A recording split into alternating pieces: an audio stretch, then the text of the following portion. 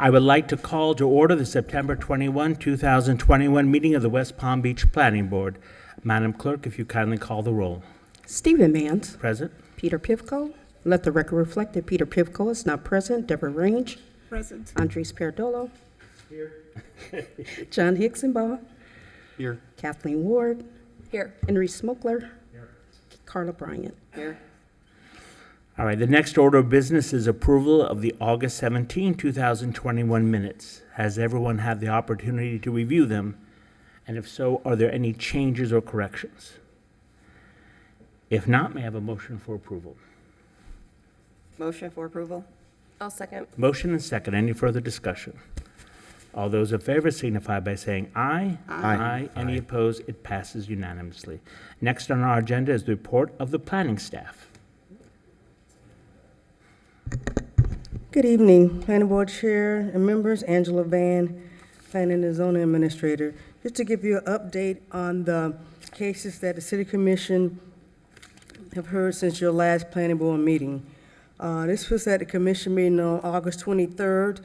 Commission approved these cases by a 5-0 vote, and you heard, actually it's one case on June 15th, and you approved it by a 4-0 vote.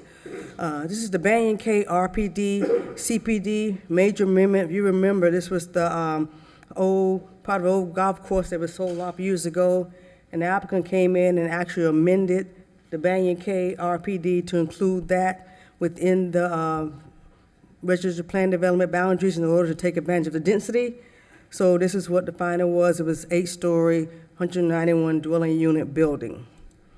Commission meeting last night is September 20th, 2021. Commission approved it by a 4-0 vote, and you heard this case on April 20th, 2021, and you approved it by a 6-0. This was the Grace Fellowship annexation. With the annexation and then the FLOOP and zoning designations of community service to about 24.5 acres, and then we did a commercial and general commercial to a small portion, 2.9 acres on the property. And just to give you an update, last night the commission continued this item. This is West Palm Point, basically the tent site. You voted to recommend approval to the City Commission, and the commission actually continued it, just for FYI, to send the developer back to work on more designs for the parking garage in order to conceal it more. So just to give you FYI, what the commission voted on last night. And that concludes staff presentation. Any questions? Okay, any questions of staff? And one last thing to the public, there's overflow seating in the Flagger Gallery. It's actually on the screen. If you want to go across the hallway to the Flagger Gallery, there are seats for overflow, so you don't have to stand up through the whole meeting. Thank you. All right, next on our agenda are remarks by the chairperson. As I announced at our last board meeting, we now have a full complement for the planning board. At that time, I had the pleasure of introducing our new alternate, Carla Bryant. This evening, I will be introducing our newest board member, Henry Smokler. Mr. Smokler is a graduate of Cornell University and Georgetown University of Law. Since 2015, he has been the general counsel of the Professional Golfers Association of America. This organization is one of the largest sports organizations in the world. It has over 500 employees and 28,000 members. So with that experience and education, we look forward to your services. Welcome to the Planning Board. Next on the agenda are declaration of ex parte communications. And let me begin with respect to Planning Board cases number 1859A and 1859B. Let me disclose that I've spoken with staff. I've spoken with Harvey Oyer, who's counsel for Jeff Green. I've spoken to Marty List, who's counsel for Temple Israel. I have spoken to Jeff Sluggett, owner of 2801 North Flagler Drive. I have received numerous emails on these applications, all of which have been forwarded to the clerk for inclusion into our formal record. None of these communications will prevent me from deciding these cases solely upon the evidence presented this evening. Does anyone else have anything to disclose? Let me start on the far end with you, Carla. Yes, I wanted to disclose that I did talk with Carl Flick and also texted with Lon Sabella. I did also receive numerous emails from various community leaders, particularly those in Northwood. And none of these communications will impact my voting today. I will be voting, if I am allowed to vote, since I'm an You are. alternate. Oh, I am? Since Okay. Mr. Pifko's not with us. So I will listen very carefully. None of that previous information will impact my vote today. I will vote on what is being presented in front of me this evening. John? I received 13 emails. I did not speak with anybody.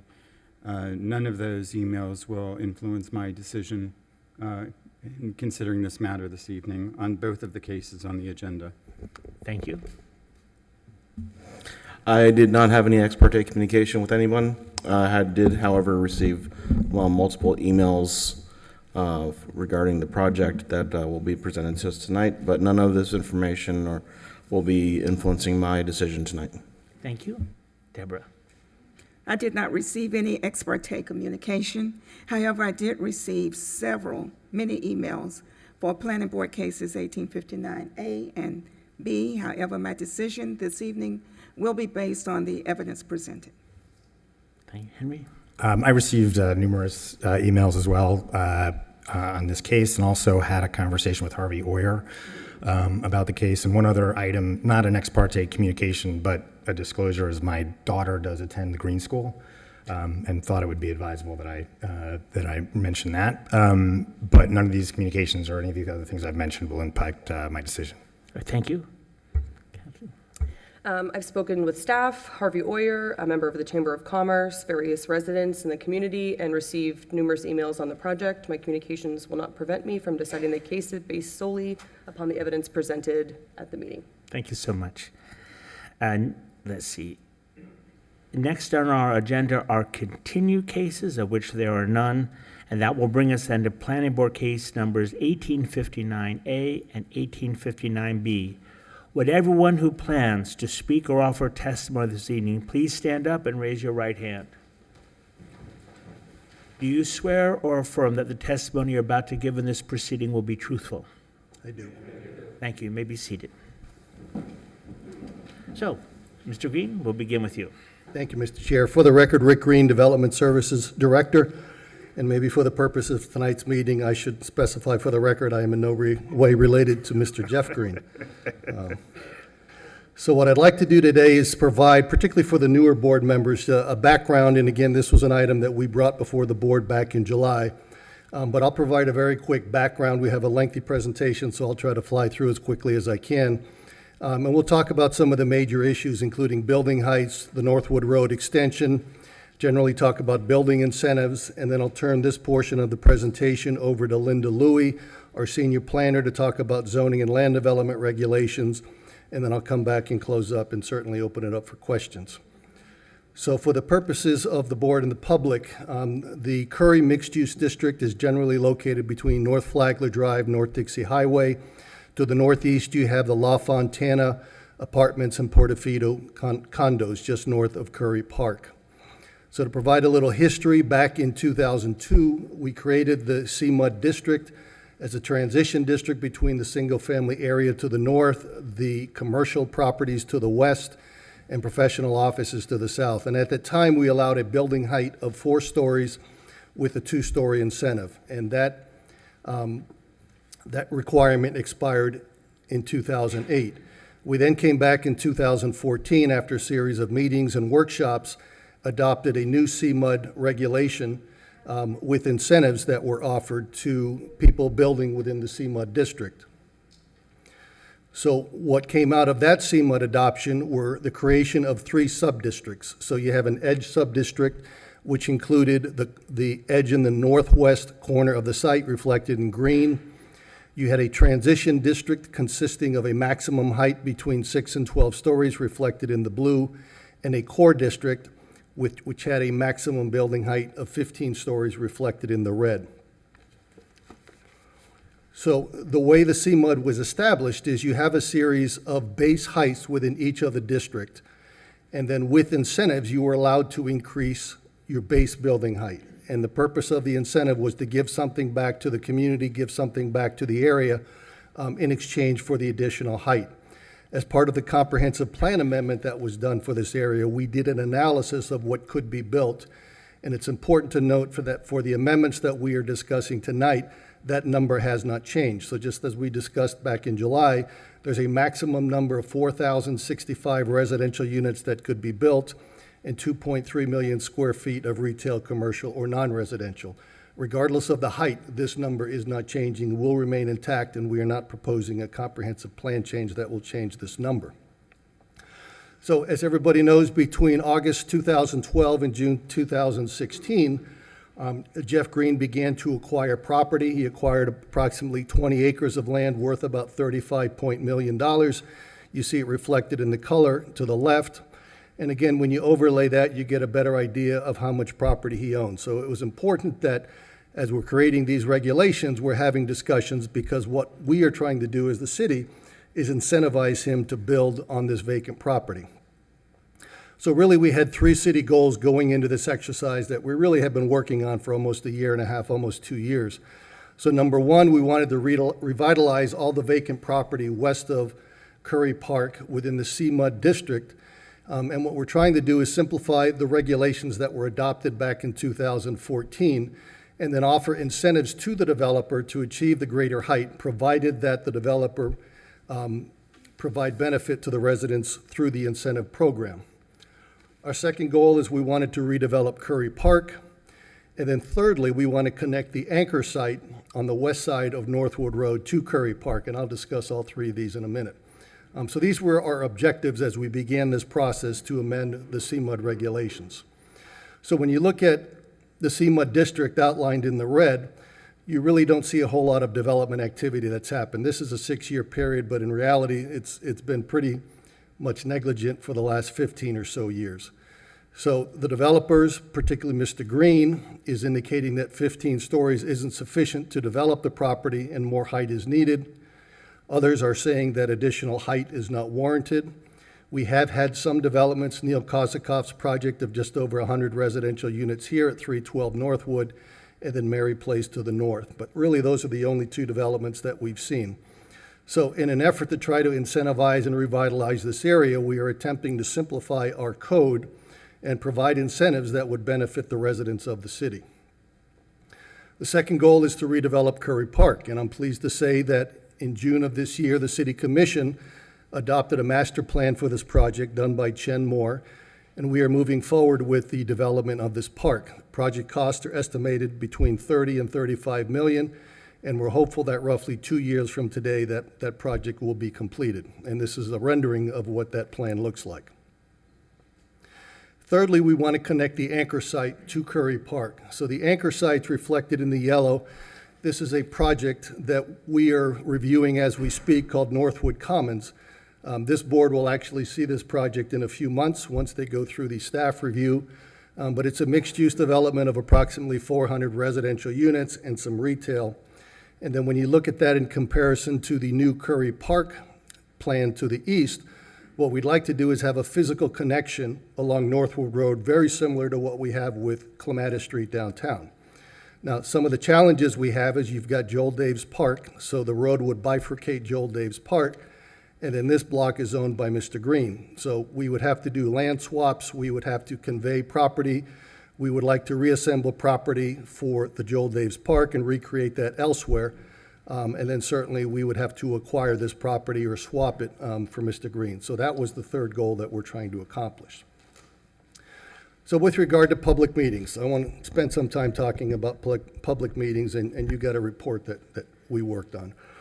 So really a lot of this discussion with the amendment of CMUD began back in April of 2019 when there was a presentation at the Northwood Center for Continuing Education on a Friday night that I attended along with about 200 other people. But the architectural firm of Herzog and DeMuren was under contract with Mr. Green, and he presented to the audience a series of improvements and buildings that he was desirous of building in CMUD. And that presentation was met with favor from a lot of the residents, most of the residents in that community. So between that time and throughout most of 2020, we were working on amendments and discussing some of the things that were discussed at that meeting with the planners working for Mr. Green and others. And then in February 16th of 2021, we appeared before the mayor and commission in the form of a workshop and discussed increasing the heights to 397 feet with a series of incentives. And at that meeting, we received direction from the commission to move forward with a maximum height of 397, and then utilize the incentive process whereby, like we did in 2014, the developers would be given a base height and then with incentives could increase that height. We had a Zoom meeting, so we sent out notices subsequent to that meeting to everybody within 500 feet of the Sema district. We had a Zoom meeting on April 14th in the midst of the pandemic. And yes, that meeting was not heavily attended, but we provided an opportunity for the public to speak at that meeting. And again, we let them speak as long as they wanted because, again, we did not have a time constraint. As the board is aware, we came to you 2 months ago and had a 2-hour plus discussion on the proposed amendments where people were given an opportunity to comment on the plan.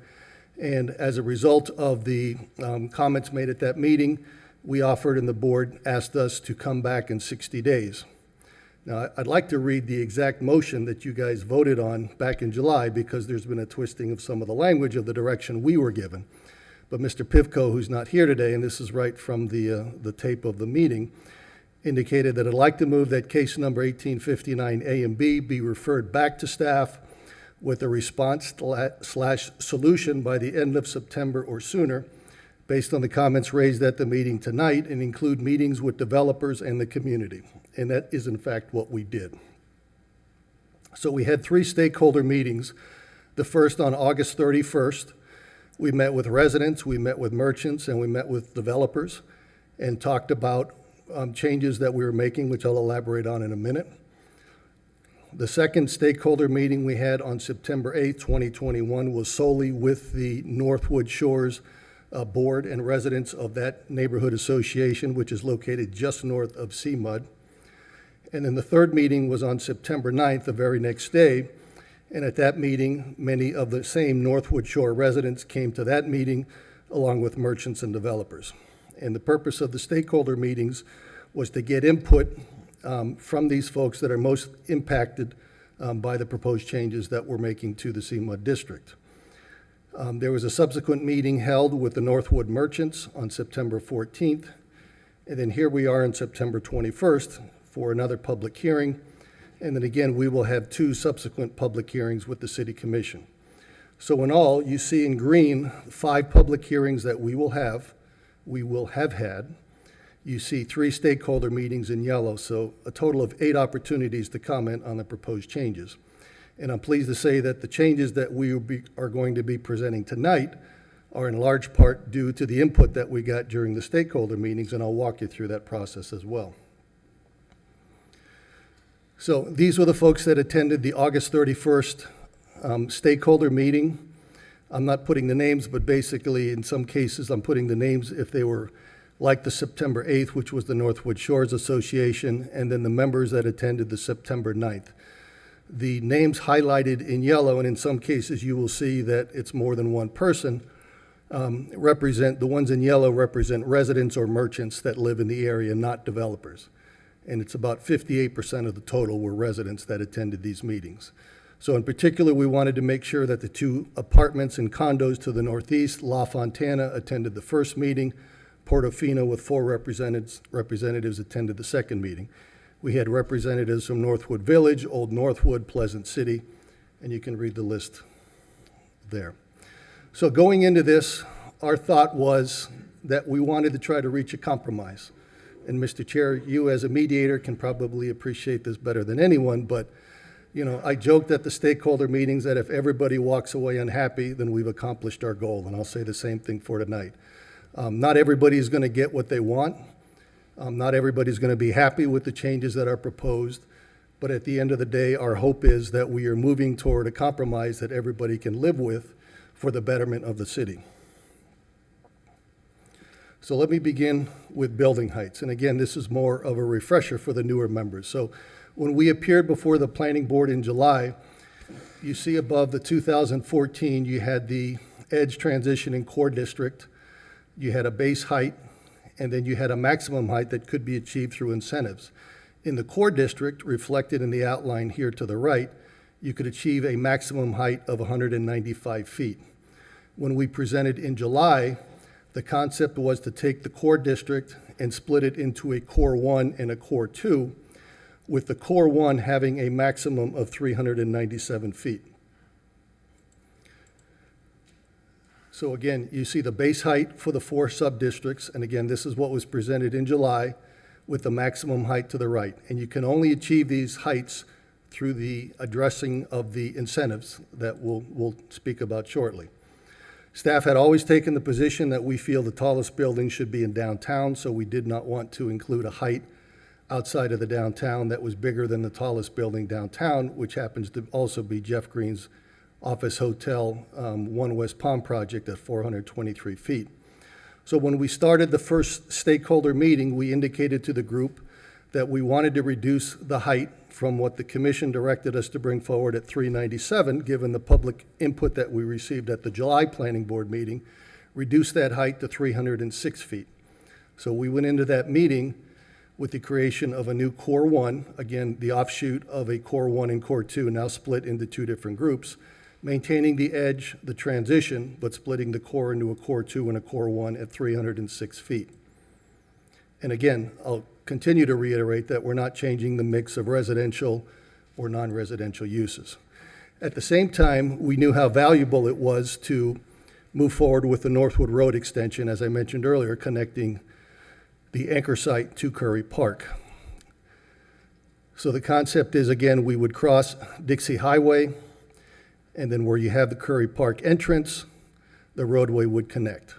So initially, when we came before you in July, we said we would assign a monetary value for every foot of height if you donate towards the construction of that road. Then a developer could receive additional height for that amount. So we've stricken all that language. We've taken that out. And instead, what was discussed at the first stakeholder meeting is that on either side of Northwood Road, the Northwood Road extended, we would create a new sub-district called Core 1A, and these would apply to the properties on either side of Northwood Road. And we would allow that height to go not to 306, but up to 350 feet, if and only if the developer, in this case Jeff Green, would have to provide the right-of-way and do the land swap that I mentioned earlier we would have to do for the Joel Daves Park, plus the block that he owns right here. He would have to execute all those documents within 3 years of the City Commission approval of this amendment, if approved. And then within 5 years total, or 2 years after this swap, that roadway would have to be built. So if that is accomplished, he would be allowed to get 350-foot tall buildings on either side of Northwood Road. The remaining Core 1 properties would remain at 306 feet. And then you've got the Core 2 properties still limited to 202 feet, which is anywhere between 15 and 19 stories in height. So when we brought this to the second stakeholder meeting, which was the Northwood Shores residents, they indicated a concern about having the tall buildings on the northern block, given that they are located just north of Sema. So as part of that discussion, again, you've got the 5 sub-districts that we referenced. So what we did the very next day when we came back for the third stakeholder meeting, we basically divided that northern block in half and said we'll reduce the northern portion to try to address some of the concerns raised by the residents of Northwood Shores and reduce that to 306 feet. The other parcels would remain at 350. And then a portion of this southern block would also be Core 1A to offset the 306 that we're creating here. But this would not be automatic. So again, there's a base height of 111 feet.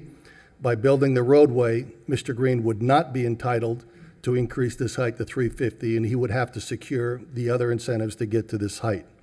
So that's what was presented at the September 9th meeting. And I thought when we left that meeting, I heard from residents of the Northwood Shores meeting that we were going in the right direction, we were on track. And then to my surprise, the next few days, I heard folks from the media were contacting me. I was seeing emails sent to the board that this wasn't going to work. But the indication I had at both the third stakeholder meeting was that this was a good compromise that everybody could live with. So this kind of summarizes what happened between the second and third stakeholder meeting. So again, really the main change was how we addressed this northern block to the north. And this is the current and proposed height under the existing CMUD district today, and then where we would be under this plan. So now you see the existing zoning map to the left. Again, everything north, as I said at the last planning board discussion on this item, we're not proposing to change anything to the north. It's really the core districts that we're changing. And then you see the heights assigned based on the edge and all the other sub-districts to the right. I will point out to the planning board that it has always been our idea that once the CMUD is brought to the commission and action is taken, we want to look at phase two, what we're calling phase two of CMUD, and investigate whether there should be an expansion of the CMUD district to the south to Good Samaritan Hospital just north of Palm Beach Lakes Boulevard. So there are folks that are interested in possibly developing on this property. We have heard from Temple Israel, who would like to see the height increased on the parcel just to the southern boundary. We have also heard, we also heard from Mr. Samuels and his team, who own property in the Edge District and would like to see it changed to the transition district. We're not proposing that change now. We did not advertise this northern change, but just to blow up this request at 2801. Again, you see this Edge District runs along 27th Street all the way to the edge. And again, they're desirous of changing this from the green to the red, or going from 60-foot edge to 163. So I indicated to those applicants, those property owners, that certainly by all means I encourage them to present that tonight.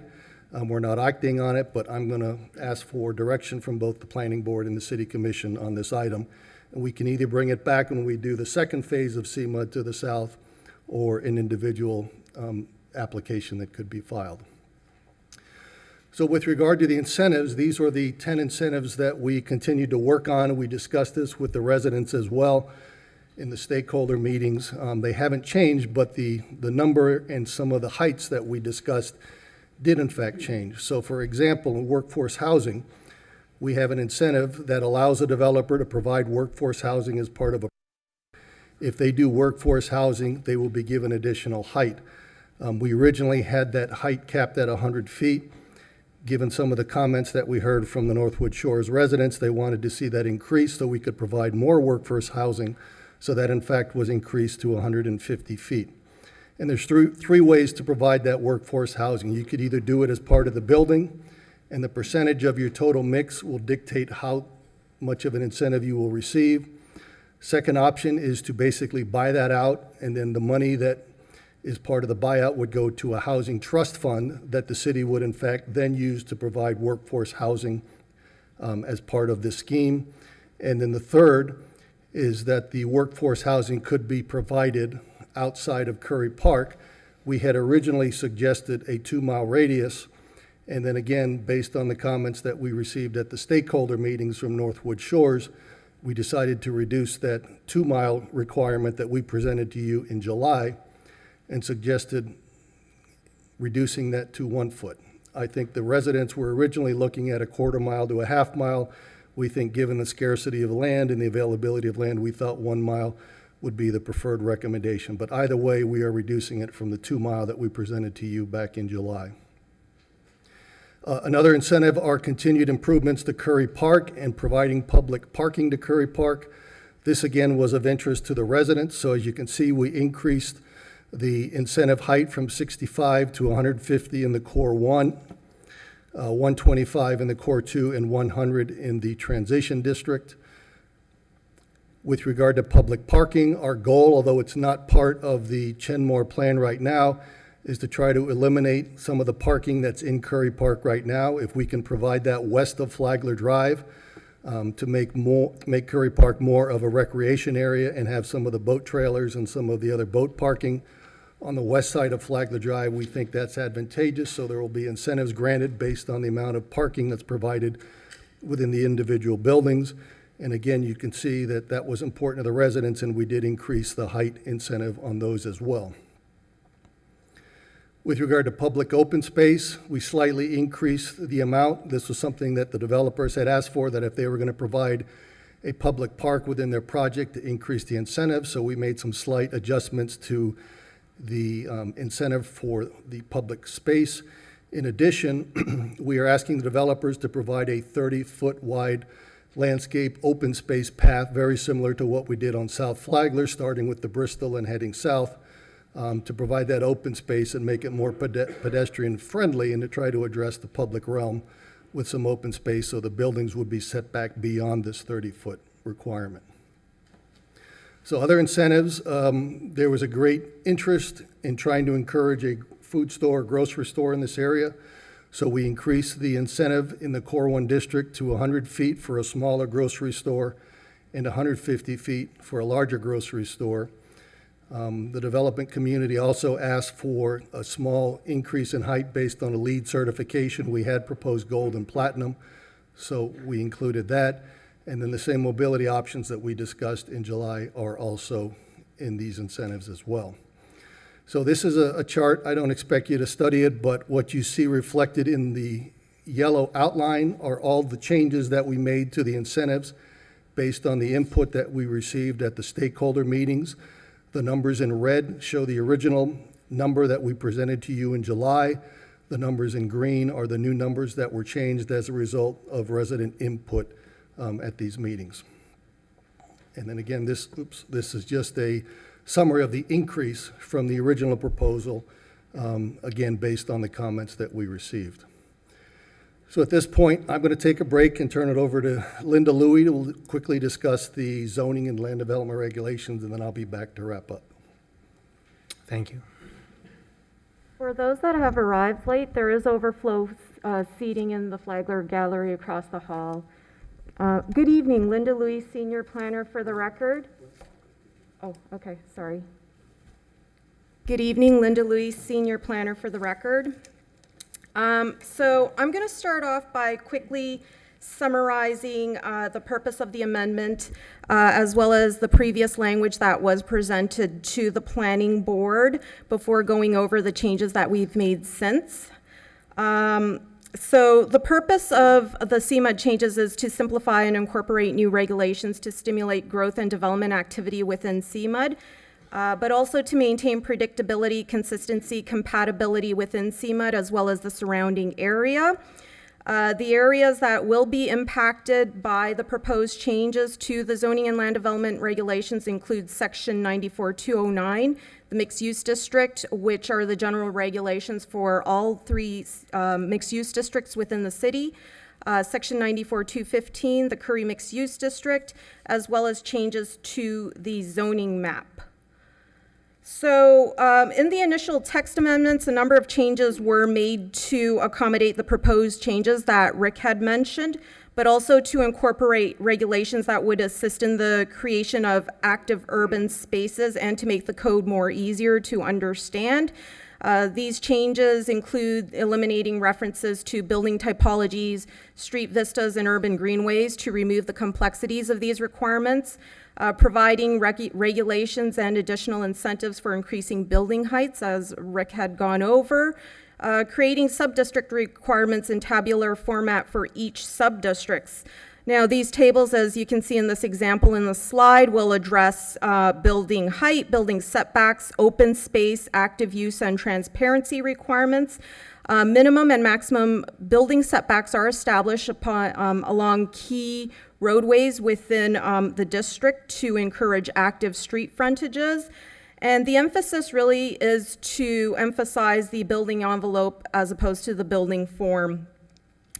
And other changes to amending the permitted use table to address the creation of the core sub-districts and modifying the regulating plans to address the proposed changes to the sub-districts and the inclusion of the Northwood Road extension. Other changes include the establishment of active use corridors. Now, this would require active uses along the ground floor of the more active and commercially oriented streets within the district. And that helps to establish consistency and to maintain activity along certain street frontages within the district. We're also proposing to reorganize and create new public open spaces, as can be seen in this image here, This includes the creation of a proposed linear park, as Rick had gone over quickly. This requires the reorganization of the Joel Daves Park and the creation of the Flagler Drive Parkway system. This is a 30-foot wide parkway easement required for all properties within the Core 1 and 1A sub-districts. And the purpose of the open space is to establish a better connection between the district to Curry Park.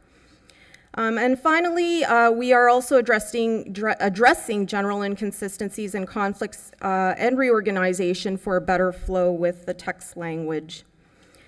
So in addition to the changes proposed in the CMUD text, section 94-209, the mixed-use district section will be amended for consistency with our proposed changes to CMUD, and that includes the definitions, height standards, and building configuration and design.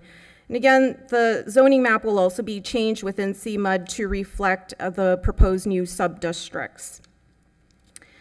So since the July Planning Board meeting, as well as subsequent stakeholders meetings, concerns were raised regarding the scale and massing of buildings with the proposed height standards in the core sub-districts. The concerns were considered by staff, and additional changes and modifications have been made to the text to address better height compatibility, softening the building mass, as well as enhancing the urban streetscape.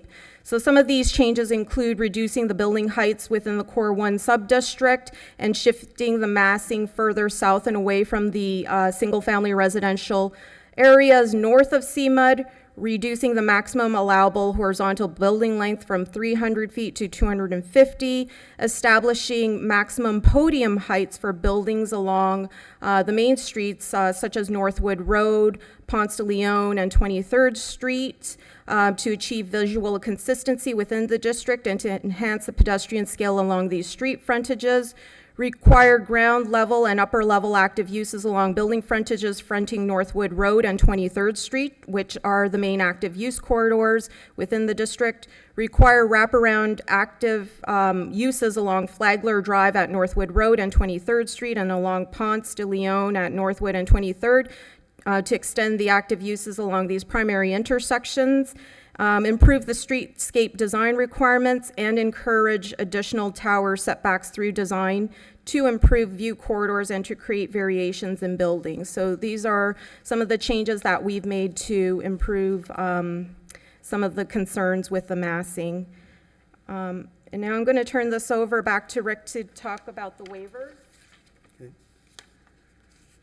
Thank you, Linda. One of the issues that we heard at the stakeholder meetings was the need and desire to have waivers through this process.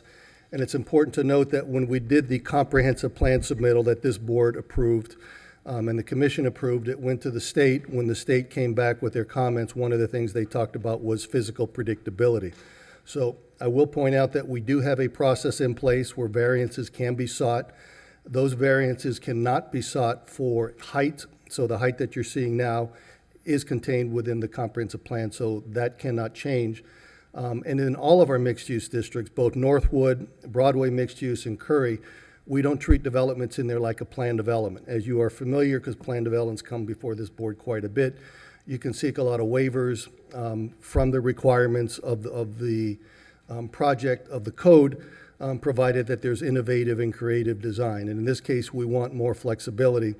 But there is a variance process in place now with the Zoning Board of Appeals, and we are suggesting that that stay in place.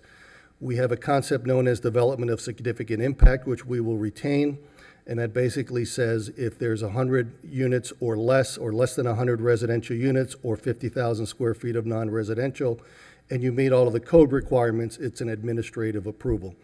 If you exceed that number, then again, based on simply the threshold, you could still, and you are obligated to meet all of the requirements. It still has to go through a public hearing process with the planning board and commission, even though, again, you meet every code requirement.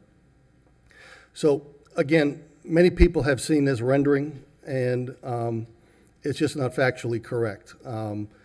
Even under the old provision that we brought before you back in July, these heights could not be attained. The setbacks are not being met. So This is not factually correct. And one of the discussions that the board had back in July, that they wanted to see a realistic and correct massing study. So I'm pleased to say that we worked very closely with Alfonso Hernandez. If he's watching, I want to thank him, because in a very short period of time, he had numerous meetings with me and my staff and the CRA. And at 4 o'clock today, we got a series of graphics that I'd like to share with you today. So beginning with the massing study. So this is what they provided. So again, you see, using the same color codes that we were using, you see the Core 1A district south of the Northwood Road extended. The half block, again, that was changed as a result of the comments from the Northwood Shores residents. Again, you see the transition areas here in blue, and on the periphery, the Core 2 in red, and then the remainder of the cores at 306 here. So looking at it from north to south, so this is a blow-up of the northern portion of Sema. So you see La Fontana and Portofino to the right. You see the transition district in blue, and these are how the buildings could be laid out within these areas. As you move further south, you start to pick up the area south of 26th Street. You see the introduction of Curry Park to the east. You see the footprint, and it's tough to see here, but this corresponds to the minimum setbacks, and there's a faded line that shows the maximum setbacks. But this shows the setbacks and how a building would sit on the property. Again, the Core 1A here, the core here, the transition, and then the Core 2. So again, just south of the Northwood Road extended, you see the other Core 1A sub-district. And as you move further south, you see how the buildings fit together, the Core 1A, the core here, the Core 2 in red, the transition as you move from east to west. And then lastly, to the south, you see the other core parcel and the Core 2 here, the transition. So this is a massing study of if everybody built out to the maximum of what could be built based on the CMUD regulations. This is looking due west, so this is Northwood Road here. So you see the same color coordination for the buildings, so you see the Core 1A properties here, one to the south, and then you see the other core areas represented in the yellow color. This is also looking west, just a different perspective, looking from the southeast, looking northwest. Again, you see Curry, the Northwood Road extension tying into Curry Park here, transitions area to the north. This is looking the other direction, so now you're looking east, so this is looking from west to east. Again, the two large structures on either side of Northwood Road. Notice that they taper back because, again, we want to create the public realm that Linda talked about. Active uses on the ground floor on either side here along this corridor. Again, the extension of Northwood Road and the Merchant Village through this to Curry Park. And again, just another direction, but also looking east, again, with Northwood Road extension reflected here. And then lastly, he provided a rendering that we had asked for. So this is looking east towards Curry Park. Again, this is beyond Dixie Highway to the east, extending across Dixie Highway and tying into Curry Park at the outset in the distance here. So in summary, Mr. Chair and members of the board, we reduced the core height from when we saw you last in July on this matter from 397 feet to 306 feet. We created a new Core 1A sub-district, which allows the height to increase from 111 feet to 350 feet if and only if Northwood Road is extended by the developer to the opening of Curry Park within 5 years. At the request of the Northwood Shores Association, the height for the block north of Northwood Road was reduced in the northern portion of that block. We also decreased the distance where the off-site workforce housing could be provided from 2 miles to 1 mile. And at the request of several residents, the incentive for workforce housing improvements to Curry Park and the grocery store incentives were all increased. So staff feels that the compromises presented accomplish the goals of the city and encourages the redevelopment of a blighted area and incentives for the extension of Northwood Road into Curry Park. I leave you with a picture of the same view, that nothing has happened over time. So I challenge everybody who appears before you tonight that says we don't want the increased height, then please suggest what would you recommend, because the 15 stories hasn't worked in the last 15 to 20 years.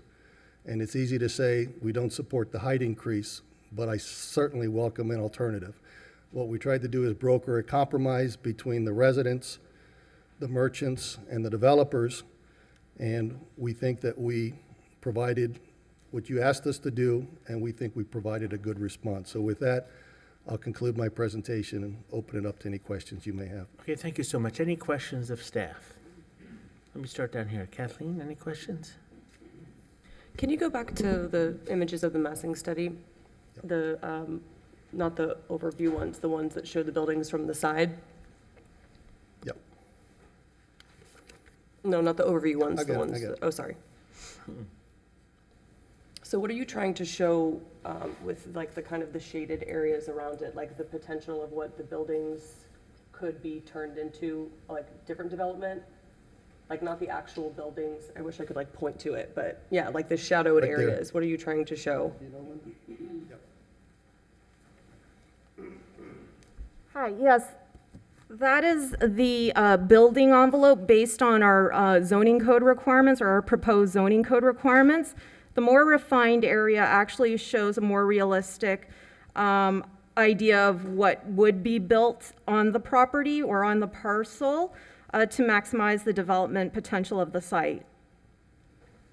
So are you talking about this transparency here? Yeah. Yeah, so that's the building envelope. And it shows you like the flexibility that, of the placement of that building mass. Okay. Yes. Okay.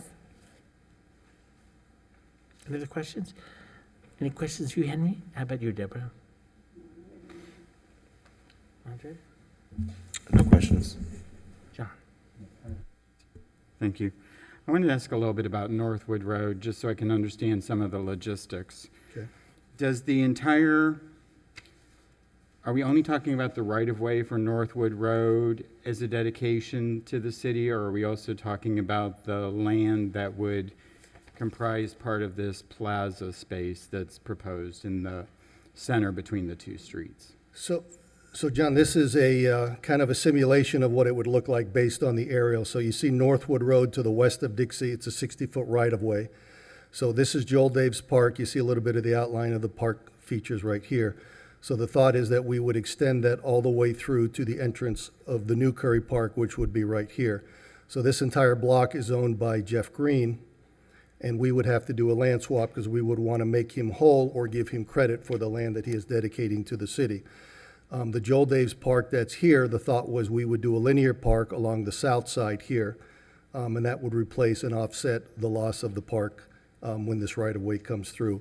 Mr. Green would then be allowed to take this property that's abandoned, Bethesda, and extend down to where the right-of-way takes place, and then, of course, the setbacks would kick in at that point. So in terms of the green square, the portion of the green square that's outlined in blue is available for the incentive, and the rest of it is an outside transaction outside of zoning regulations. The way the incentive is drafted, that he would have to build exactly what's reflected in the blue in order to achieve the height of 350. If he does not do that within 5 years, then the height resorts to a height of 111 feet. Is it conceivable that, because I think one of the dynamic features of the massing study is that sort of plaza that's depicted running between the two Core 1 sites. Right. So I'm just trying to understand the logistics of how that works. Conceivably, could the developer not engage in a land swap and just have the buildings come right up so that we don't end up with that plaza? If he did not engage in the land swap, then he would be limited to 111 feet in height, and my suspicion is he would not move I forward see. with the building. Okay. His representative is here tonight, so maybe he could address that as part of All his right. comments, but And I wanted to ask, why was 3 years chosen? It seems like the entitlements are going to go into effect immediately. Why wouldn't we get the right-of-way quicker? we certainly would love to have both the right-of-way quicker as well as the construction quicker. I just wanted to be realistic that if it took longer than 3 years, I didn't want to cut our nose off to spite our face if that wasn't going to be enough time. I think the roadway might take, maybe 2 years, could be done within the 2 years, but just being overly conservative. If you think that, Okay. we can reduce that to 4, I certainly wouldn't go much less than 4. In terms of, and then I just wanted to get a little bit better understanding of the definition of public open space. Because I assume that that's still private, like it can be behind a fence, correct? It's not public, the public can use it, it's just green space. Yeah, we have, and correct me if I'm wrong, Linda, but we'll have a requirement for both public and private space. Okay. For each development that comes in. Now, does it have to be green space? Can it be used for private tennis courts or parking or other types of facilities that support the development? For the public space? In the public open space? Yeah, I think it has to be made available to the public, primarily. So it could be tennis courts, but it has to be made available to the public. It can't be solely for the residents of that residential building. that Okay, is built. so it actually is real public space? Real It's public. not just green space? Correct. Okay, thank you for answering the questions. Carla? Yes, just one quick question. And since there's a desire and a willingness to have some variability in the height, I'm just curious and maybe to help us understand why 350, why there's such a financial need for 350 feet when there is a willingness on the developer's part for variability in the height. Yeah, I'm reluctant to show you a slide. I will show it, but let me caution, and I presented this at the July meeting, and it was certainly misconstrued. But, and again, I don't want to speak for the developer, but I did an analysis of the Bristol, and I'm certainly not claiming that they are proposing to build a Bristol here. But the only point I was trying to make, and it was misconstrued after the meeting, but the point I was trying to make is that if you look at the sale price of a unit within the first 5 floors of the Bristol and compare that to the next 5 and then the next 5 and then the top 5, as one can imagine, the taller you get, the greater your views are, the more you can command on a per square foot price. So again, I'm not suggesting this is the Bristol, and I'm making it very clear to the public. I'm not suggesting they're proposing the Bristol, but what I'm simply suggesting, as common sense would dictate, the taller you can go, the more views you have of both the intercoastal, the ocean. So there would be a desire on the part of a developer, whether it's Mr. Green or elsewhere, to get that height because you can command more of a price for that unit. Okay, and so keeping that in mind, then, what level of guarantee would anyone have in this community about these specific parcels, a percentage of those going to workforce development housing? I can't answer that. Okay. I will tell you that, Mr. Green has received, and this board does not see the projects that go downtown, but we have a downtown action committee, and Mr. Green has had several projects approved, or a couple projects approved into the downtown dating back to 2015 that have not begun yet. And it's frustrating to staff because we would like to see it.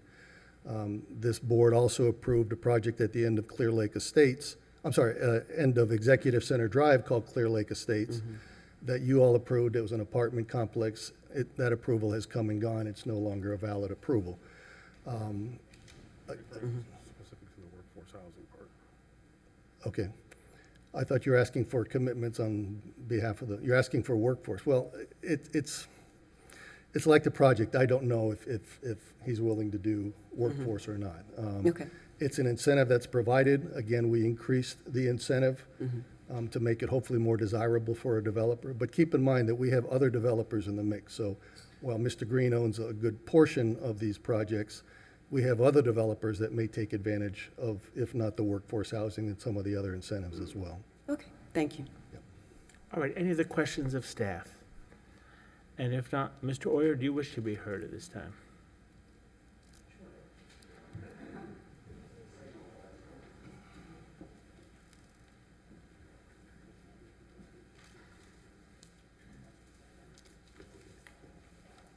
Good evening. For the record, Harvey Oyer of Bowen, on behalf of various Jeff Green entities that own the overwhelming majority of the undeveloped land in Sema. And Mr. Green is here tonight if you would like to direct particular questions to him. So for the benefit of the 2 new board members who were not here 60 days ago, this is my 3rd go-around with CMUD in the last 20 years. So I am personally frustrated that here we stand with the same vacant lots. We all have different views on what height should be. We all have different views on building typologies and setbacks and so forth, but I think everyone in this room can agree that we need to make some progress on this, because this is the one part of our city that is not participating in the economic upswing in our community. We see building construction and vast appreciation in real estate in almost all parts of our city. And this is one that is kind of inexplicable to me, that you could have Curry Park and a wide part of the lake and great views and a great historic commercial street and beautiful historic homes a few blocks away, and nothing happens here. And there are a whole bunch of reasons for that. I won't go through all of them. I've stood in front of this board, many times over the last 20 years, sharing with you the reasons why it would not work. And I'm here to say, I was right on most of that. And what I want us to come out of tonight with is some compromise that we can move forward, albeit not perfect, so that we can have some sort of economic development here. I do compliment staff for listening to a number of the concerns of what didn't work. For example, getting rid of building typologies and trying to tell architects and developers and property owners how to design their building, but instead give them an envelope and let them decide, let the market decide what should go in that envelope. So I compliment staff for the many things that Rick and Linda went through. We are not in agreement on height with all of the residents. I don't think we'll come out of here with agreement. But everyone has compromised something in the last 60 days. And I think that's the big message, is everyone gave more than they wanted to give, which is probably the sign of a good compromise. And I simply request that you allow this to move forward. I know there's a lot of work to do over the next 5 or 6 weeks before it gets to City Commission. I think you have a lot of committed people, both in the neighborhoods and amongst not just Jeff Green, but all of the property owners and developers that are represented by other lawyers and land planners here tonight to work together. And if we don't, we're going to miss another market cycle. I will say that there are things that I would like your group to consider including in any recommendation to the City Commission that may go forward tonight. One of those is, I do believe, and I think you'll hear it from the other property owners, developers, that we do need a waiver provision included in this. You heard city staff state that they are not going to recommend it, that they will rely on any variances that are required would go to the Zoning Board of Appeals, which is the current underlying system in the code. I don't think that is going to work well, because most of these big projects will be what's called a development of significant impact. That means it has more than 100 units or more than 50,000 square feet. So I think almost all of these projects will qualify as that, which means they go to the City Commission, and the City Commission would review it and approve it, come to you for review and approval before the City Commission, but you couldn't weigh in on any of the waivers. We would then have to go independently and separately to another board, ZBA, to seek a variance. Which doesn't make any sense. They would not have any approval authority over the design and the land use and the site plan, but in a vacuum, we would be asking them to review and approve variances. I don't think that system works. I think the system that we have in the city, where a developer brings a plan development forward, whether that's an RPD or a CPD, you all review it with the waiver request, and then the City Commission reviews it with the waiver request, and you have the same judge and jury hearing the whole story. That is better use of public resources, and I also think we'll get better outcomes. And we are kidding ourselves if we think that there are not going to be waiver requests. The code is designed with fixed setback requirements, for example, but every one of these properties has different geometry. Some are big and rectangular, some are small and square, some are triangles. So it's not a one-size-fits-all, which is why you have variance and waiver programs, because sometimes developments don't fit nicely on a big rectangle. And so I strongly encourage you that if you do move this forward tonight, that you include a waiver provision.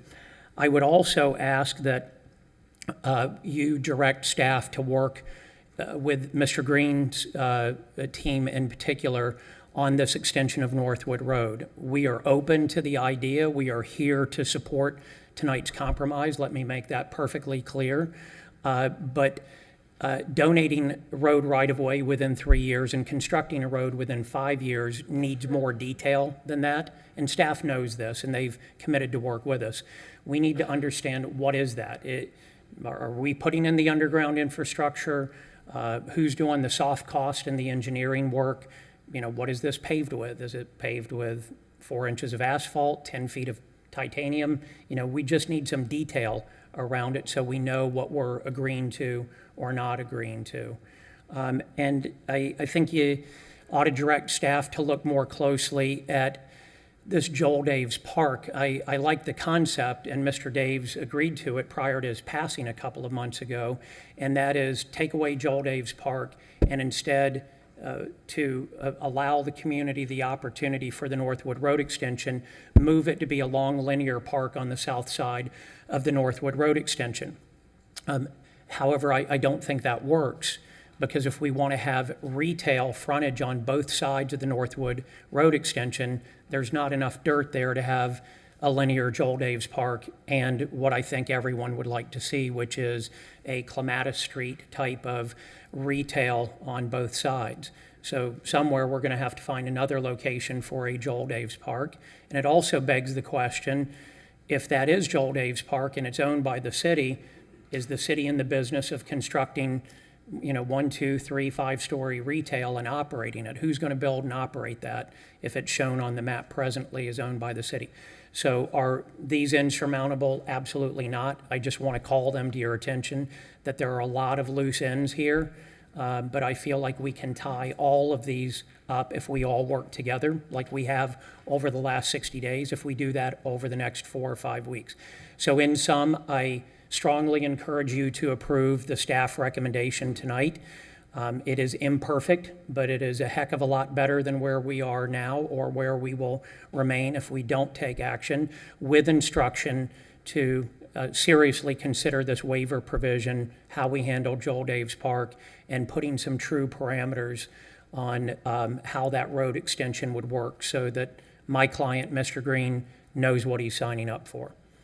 With that, I thank you for your time, and Mr. Chairman, the additional time. As you know, we're probably one of the most affected parties here, so we care deeply about the language and the detail of this, and I stand ready to answer any questions that you might have. All right, any questions? Let me start. Kathleen, you want to Just begin? one, so the conversation around the requirements for the road, that wasn't discussed in any of the stakeholder meetings? Not to my recollection. I was in 2 of the 3 stakeholder meetings. The proposal from the city is build a 60-foot wide road extension within 5 years, or you lose all your height incentives. So it's a gun to the head of my client, which we're not in love with, but I understand that this is one of the 3 goals of the city. What I want is the detail around it, and what happens if, for example, things outside of our control cannot, we need Joel Daves Park land swap, which requires surveys and engineering and infrastructure. And, the county has a say-so in all roadways, intersections, traffic signals. What happens if, due to no fault of our own, we cannot get this executed in 3 years and 5 years because DOT, county traffic department, city engineering, someone precludes us from doing that and we lose all of our height incentive. So we need some, common sense language included in that provision. Henry, any questions? Deborah? Mr. Oyer, I just wanted to be clear on the 60-foot road. If that does come to fruition, then what you're saying is that the Joel Daves Park will have to be relocated somewhere else. Under the city's proposed plan. Under the city's proposed. Because it would cut right through the middle of it. Right. Which Mr. Daves was in favor of, but where it leaves it is an area that would not be the same size as the current Joel Daves Park. and it would also, who's going to build and operate that retail liner on the side of it. Thank you. Andre, any questions? I have no questions at this time. John? Carla? Okay, thank you so much. Thank you. All right, at this point, we're ready to hear from the public. I have yes, sir. I'm sorry? No, we have cards. If you have not filled your card, then we need that before you can speak. So please give your card and give it to the clerk. Before we get started, is there anyone who came after the swearing in and needs to be sworn in before we begin? And if so, if you came later, we're not sworn in, please stand up now. Raise your right hand. Do you swear or affirm the testimony you're about to give in this proceeding will be truthful? Thank you. You may be seated. We're going to use both lecterns. I'm going to call 2 names for each side, and we just ask that we keep this process moving. On this lectern, if we could have Michael, forgive me, Morgindes, yeah, come forward, sir, and Anthony Morolo behind him. At this lectern, Rob Toth and Yang Kuzdet. What was that? I don't know if you can get me out of here. All right, sir, why don't you begin? Please state your name for the record. My name is Michael Morgidis. Good evening, members of the Planning Board. My name is Michael Morgidis, and I have been a resident of Old Northwood for 14 years. I'm here in support of the C-Mud compromise proposed by the City Planning Department. This is vital for the North End to grow in a sustainable way. The density that this project brings will help stop the revolving door of much-needed shops and restaurants in our village. This is why the Northwood Village Merchant Association has voted to support the proposal before you. As a husband and father, I am grateful for our neighborhood run board, past and present. They have always diligently tried to keep our area safe with self-page street cameras, Facebook, and ring groups where neighbors can communicate if a crime is committed, no matter how big or small. But we need more help. This project will help bring funds to the neighborhood and the surrounding areas, which will bring more policing. The current zoning that was placed 7 years ago, and after 7 years, there still has been no traction. That's why we needed this to be passed. Compared to the zoning currently in place, the plan will encourage development, will allow green spaces, great architecture, and expansion of Northwood Road to Flagler Drive. The key word tonight is compromise, which is something that I don't think we've ever seen in the past. Height has been lowered by Mr. Green. Land is being donated to the public for the extension of the Northwood Road to Flagler Drive. This will connect the anchoring site on the west end of Northwood Road to Flagler Drive. This extension needs to be done by a deadline or he loses the height, as was talked about before. That goes to show he's motivated to follow through. Member of the Planning Board, please pass the C-Mud compromise so we can see the North End get the development it needs to prosper. I think if we waited long enough for a proposal that makes sense for everyone involved. Have a great evening, and thank you very much for your time. Thank you so much. You may proceed, sir. Please state your name for the record. Hi, my name is Rob Toth, and I live at 442 33rd Street in the Old Northwood area. I'm actually new to the area. We just purchased this home 3 months ago. Previously, we lived in Delray Beach for 35 years. And when my wife and I were looking around, we were looking at it, and we just loved the enclave. But we look at this land across from Curry Park, and it's like, wow, how come this beautiful piece of land is not developed? And I just look back at being in Delray for so long and what that used to be and what it's become. I just see the ability for this parcel to do what Delray has done over these many years. So I would be in support of the proposal, and thank you for letting me talk. Thank you. And before this gentleman speaks, if behind this lectern after him, if we could have Phil Grubick and Mayo Gromwick. Okay, sir, please proceed. For the record, Anthony Marola, President of Old Northwood. So I'm here today to really express my true support for the amendments to the C-Mud plan. As a resident of Old Northwood, I believe it's imperative that we do everything we can to encourage the development of the parcels along North Flagler Drive. As a president of Old Northwood, I've had the opportunities to have many meetings and speak with many neighbors who are in full support and very excited of the possibilities this development will mean not only for the neighborhood, but as well as for Northwood Village and the merchants there. The proposed development directly affects me, my neighborhood, and my property value in a very positive way. Old Northwood understands the need for density and tax revenue, and this can only be achieved through the evolution and reconsideration of development and the needs of the 21st century consumer. Tax revenue, which is highly important, should and will be able to remain in the North End and will ultimately improve the quality of life for all residents, providing services and infrastructure which is greatly needed and has been greatly lacking in the past. I strongly support the compromise plan, which would allow Mr. Green to build the proposed 350-foot on his Core 1 or 1A parcel in exchange for the extension of Northwood Road. This compromise allows for the reduction in height in the other Core 1 properties to accommodate the people who have concerns about the height and incentivizes Mr. Green to allow the road to be built through the middle of his valuable property. Moving forward with this plan would bring the long-anticipated revitalization of the North End communities that we've been lacking for so long. So please consider pushing this forward. Thank you. Thank you so much. And before this lady speaks, if behind her we could have David Zahn and Steve Hasnett. Go ahead, ma'am. Please proceed. Hello, good evening. This is Yang Kisa. I'm from Northwood Merchant. I'm in West Palm Beach resident for 20 years, and I'm Northwood almost 15 years. We really need to develop the North End. I feel, city develop, and this North End we definitely need develop right now, and I've come to support the Kilmit's project. Thank you very much. Thank you. Come forward, sir. Please state your name for the record. Good evening, planning board members. I'm David Zahn. I'm the vice president of the board of directors of the Portofino Condominium at 2600 North Flagler Drive next to Curry Park. Thank you for considering our concerns over the Sema proposal so far. Tonight, we'd like to address two specific topics: the maximum allowable height of the buildings and incentives. As you remember from last meeting, one of the most consistent points of contention was the proposed height increase to 397 feet.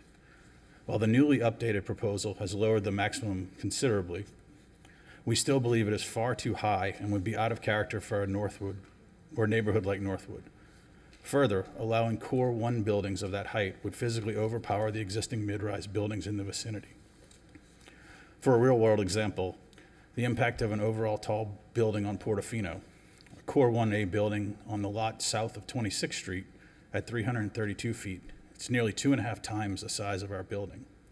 Could easily cast a shadow over us during the year, especially in the winter, when most of the residents are here, and that's not the sunny Florida we envisioned when we bought property in West Palm Beach. The Portofino asks that the current allowable 15-story, 197 feet maximum height be sustained. Secondly, changes to the incentives. Current residents have considerably ranked the neighborhood grocery store and ease of pedestrian accessibility as top priorities in Northwood's development. Despite residents' preferences, the city has kept the proposed height credits for these improvements comparatively low, yet significantly increased the proposed height credits for amenities and giveaways, which are not a priority of the Northwood neighborhood. Those proposals include adhering to setbacks already required by the ordinance and reserving extra green space. For us, a sizable grocery market in the Sema district takes a top priority and should provide most incentive to developers. Given the anticipated dramatic impact in local population, including the new Marina Village, grocers should now be interested in Northwood location. Thank you for your thoughtful consideration and time. We look forward to working together to find a happy and resolution for all parties, building a better Northwood. Thanks.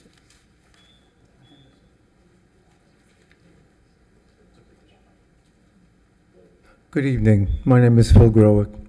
My wife and I had moved to West Palm 8 years ago, and during all of those years, various and sundry CMUD proposals seem to have evaporated for a lack of a general consensus.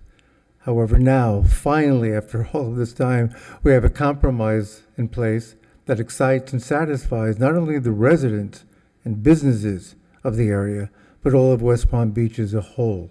Now, this is a proposal that will improve and enhance the livability, viability, and appeal of the Northwood area and the surrounding areas. So we're in full favor of this proposal and urge you to approve the passage. Thank you. Thank you so much. Come forward. And on this lectern, if we could please have after this Carl Flick and Greg Mermeguez, please, at this point. Go ahead, sir. Good evening. Steve Harsnett, Old Northwood. I prepared a statement. I hope to be able to get through it tonight. For the record, I strongly endorse the proposed changes of the Sema mud regulations. I'm a resident of Old Northwood Historic Community for over 9 years and have made a significant residential investment in the north end of West Palm Beach. When I first moved to West Palm Beach from the South County, many of the parcels that consist of Sema had signs in the ground to announce the pending developments that would transform the area. There have been no additional residences, no additional tax revenue, and no additional retail services provided by those developments since that time. With multiple landowners, if the development had taken place, there would be a patchwork of various buildings without a comprehensive feel. Under the current CMUD regulations, those at the time, these buildings could be built block by block with minimal setbacks and reaching up to 15 stories in height. There would be minimal views of Flagler Drive, Curry Park, and the Intercoastal Waterway from Northwood Village or North Dixie Highway. I guess the developers at that time did not find it prudent to proceed with the developments on these parcels, and they remain barren until this day. No additional residents, no additional tax revenue, no additional retail services. The business of Northwood Village struggled to exist from month to month due to a lack of density in the area, and many simply don't survive.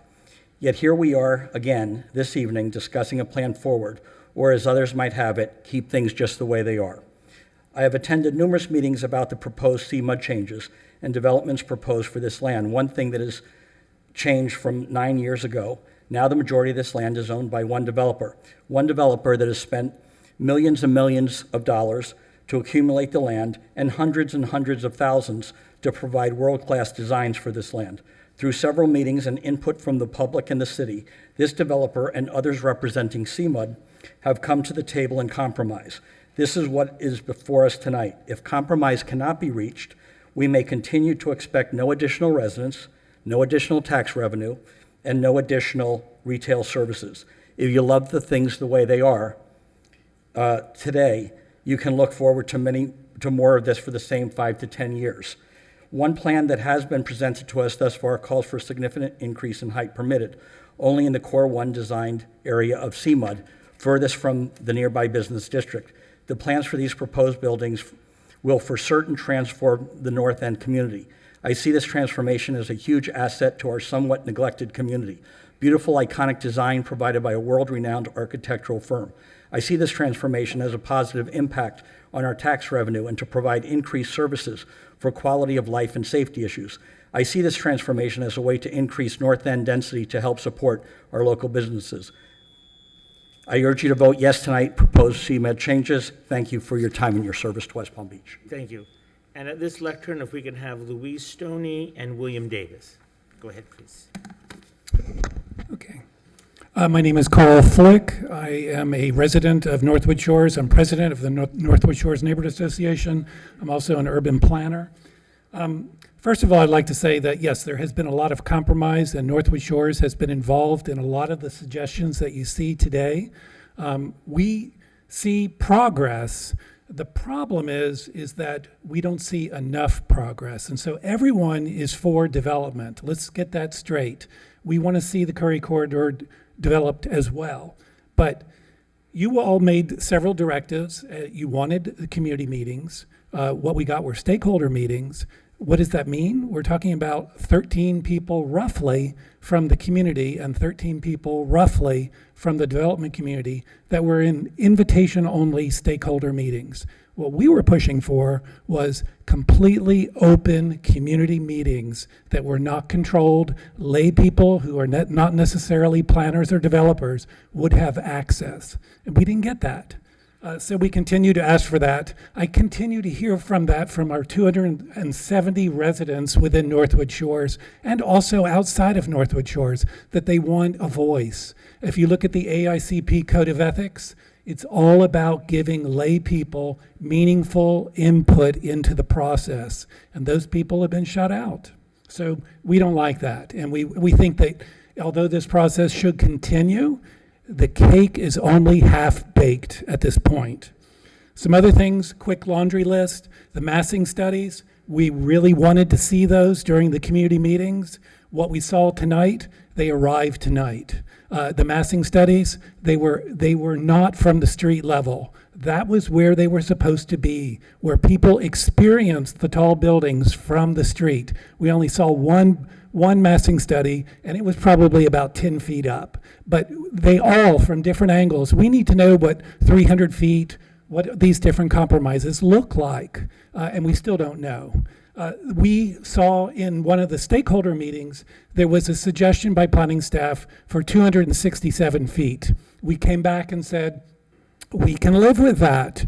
Move that south of 23rd Street, and then you are reducing the impacts onto our community. Our community is the most impacted neighborhood in all the single-family residential neighborhoods. We are the most impacted, and so we want input. Some more things. The list of incentives. There was a suggestion by one of the planning board members last time. We really should beef up the incentives so that you have required, at least 3 incentives that are required. These deal with attainable housing, with the grocery store, with the extension of Northwood Road, and the urban planning component. I see I'm running out of time, so thank you very much. We're supporting this process, but we'd like you to give it more time. Thank you, sir. On this side, please state your name for the record. Good evening. My name is Louise Stoney. I'm a resident of Old Northwood neighborhood. I've been living there for about 6 years. I love to walk. I walk the neighborhood every day. I love parks. I love trees. I love the water. And that's why I'm supporting CMUD. Because from my perspective, allowing developers to build up is going to give us more green space outside. It's going to give me more sight lines. It's going to give me more air. The one thing that I did hear tonight that I want to underscore that was concerning to me, I very much want Northwood Road. I love that support all the way down to the water. I want to see the parks also extended along Northwood Road. I would hate to see us lose that green space. So I love that that's in the CMUD plan as well. But I'm all for compromise. I think this needs to move forward. I fully support going ahead. Thank you so much, ma'am. Come forward, sir. And behind him, if we could have Matt Chambers and Lou Sabella, please. Good evening. I am Greg Murmigas. I'm a resident of 31st Street in Old Northwood, and currently I am the vice president of the Old Northwood neighborhood. I happened to be the president 2.5 years ago when Mr. Green's architects presented at the Center for Creative Arts the presentation of what they had envisioned for the property. And I can tell you, it was nothing short of stunning, and that was evidenced in the standing ovation that was given after the presentation was finished. A few weeks after that, we had our general meeting in Old Northwood. At that time, amongst all the other business we did, I happened to have a little poll of the residents in attendance, what they thought of the presentation, if they had attended, and then we presented the facts. What would they think of this project? And remember, back then, I believe we were up to 397 feet at that point. The residents of Old Northwood, and we are about 360 homes, and I'm sure we're over 600 residents, all right, overwhelmingly voted to support that project 2.5 years ago. Flash forward now, I still get very much input, and Anthony Marola, who is the president, we both get a lot of input from our residents. They are in support of this. They understand that with density, with this type of world-renowned architecture being put into our neighborhood, we will get the services that we need. So the folks in Pleasant City and the neighborhoods of Old Northwood, Northwood Shores, all the way up to the northern city border, we will finally get the type of services we need on the north end. Grocery stores, dry cleaners. Certainly workforce housing is part of that as well. But I really strongly encourage you to support these additional changes to CMUD. And I want to thank city staff at this point for all of their hard work that they have done. So thank you for your time, and please do vote in support of the CMUD changes. Thank you, sir. Come forward, and behind him, if we could have Evelyn Ziegler and Mary Teresa DeLate. Please proceed. Good evening. Well, thank you so much for being on this board and taking your time. So if you could kind of state your name for the record. Will Davis. I am a Old Northwood resident for the past 10 years. I am a merchant for the past 5 years, and I am the president of the Northwood Village Merchants Association.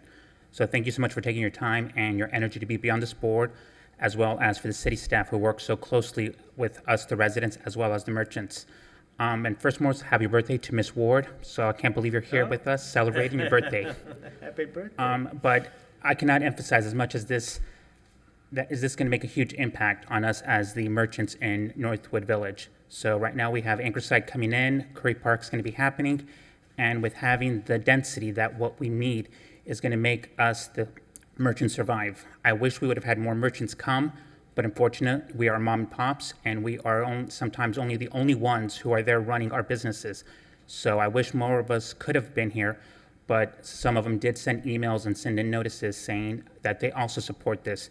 So the board of the merchants also sent their letter of support that we would love for this to happen, because extending the Northwood Village is going to unite the anchor site down to the Curry Park. So I thank you, and I urge you to please support this. Thank you. Come forward, sir. Good evening, board. Thank you for being here. My name is Matt Chambers. I live at 518 35th Street in Old Northwood, West Palm Beach. I'm also a business owner with my partner, William Davis. We moved here from Jupiter 11 and a half years ago. And when we made the move from Abacoa in Jupiter to Northwood, we said, for us to really enjoy living here, we're going to have to be involved. And I can tell you over the last few years, I've been a little bit involved. I have not missed many meetings. And then we made a decision 5.5 years ago when we started seeing all of these plans for the North End and the talking and to open up a business. And I don't know how many of you shop Northwood Village, but most of these shop owners and restaurant owners are running break-even businesses, and if some of them are investing in, and many have disappeared. It's not due to COVID, it's lack of foot traffic. It's lack of a reason to come to Northwood. Even the people that come here one time say, oh, it's cute, but it's got a long way to go. Well, we finally have something on the table that's going to show transformational change for the North End with compromises, with investors like Mr. Green who are saying, you know, we're willing to compromise. The developers came together with the city staff who's done a great job with this project, bringing people together. We've had meetings with standing ovations. We need, North End finally is getting a chance to get their share, like the share of the pie, right? My share of the pie. This is it. This is the time to make it happen. There's a ton of support out there. And I think this is finally where we need to be, is to move forward. So I'm asking you tonight to please move forward. I also thought Harvey Lawyer's comments tonight about having the waivers put into it. I agree with that. I mean, why should we have to go to a whole nother form of meetings when we can do it between the planning board and the commission meetings? So please move forward, and please add the waivers to it too. Thank you. Thank you, sir. Ms. Ziegler. Good evening. Evelyn Ziegler. I'm a longtime resident of Northwood Shores, about 34 years now. And I've been involved over the years. We've been trying to get Curry Park and this parcel. I was back with Harvey Oyer, I think it was like 10 years ago. We went through the whole process and then it fell apart. My message to you is get this done. Just get it done. It's enough. We have had plenty of public input. We've had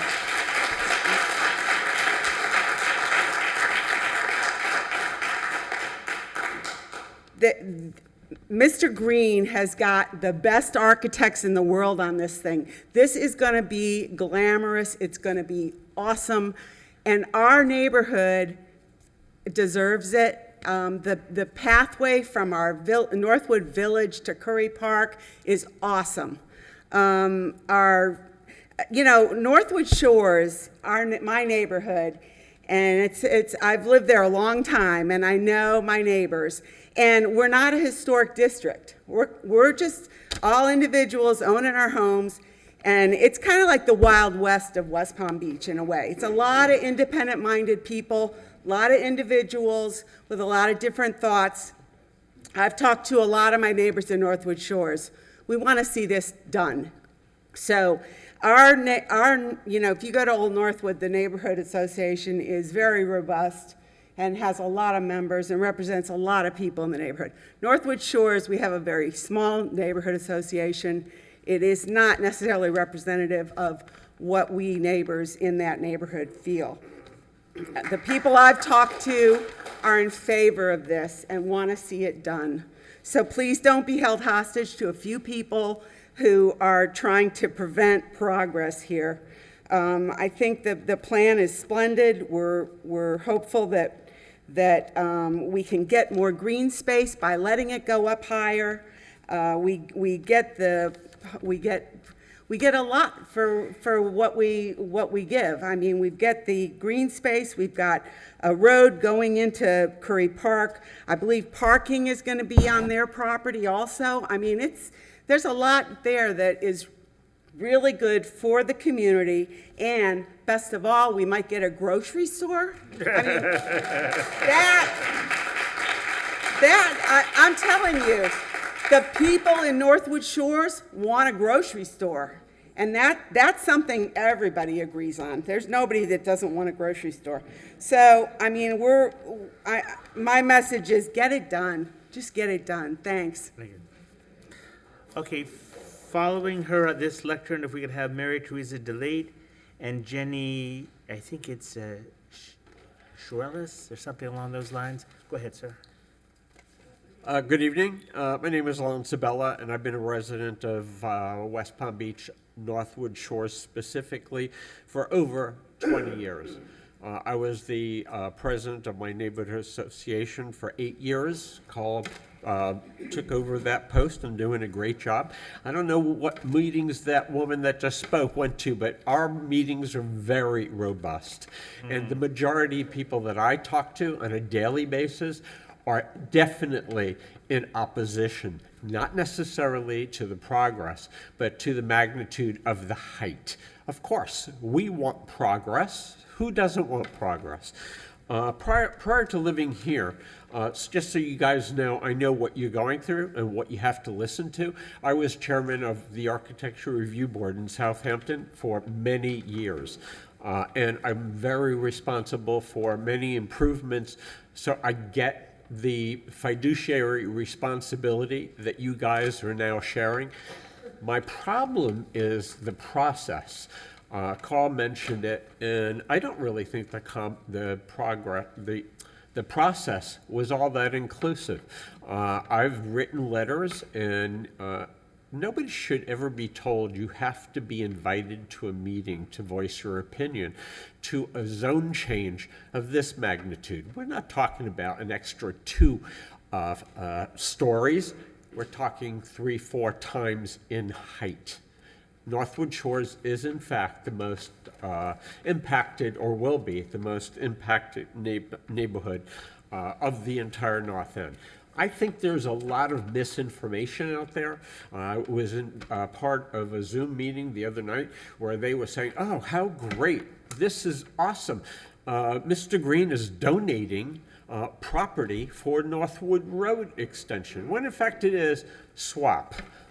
There's so much misinformation that people who want change, and we all want change, are just too easy to believe the misinformation. So I think you need to sit back a little bit, take a breather. Let's have more open meetings. I was told that the private meetings or the by invitation meetings were necessary because of COVID. We still have COVID. This is an open meeting. This is what we should be having more of. So I'm not, I'm just saying we need more transparency. And I'll leave you with this. I'm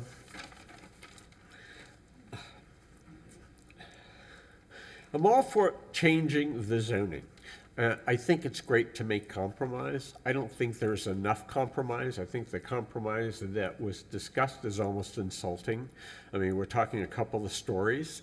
Originally 8, now 30-something. Anyway, thank you for your time. Appreciate it. Behind him, at this lectern, we can hear Carol Pickney and Jerry Moyle.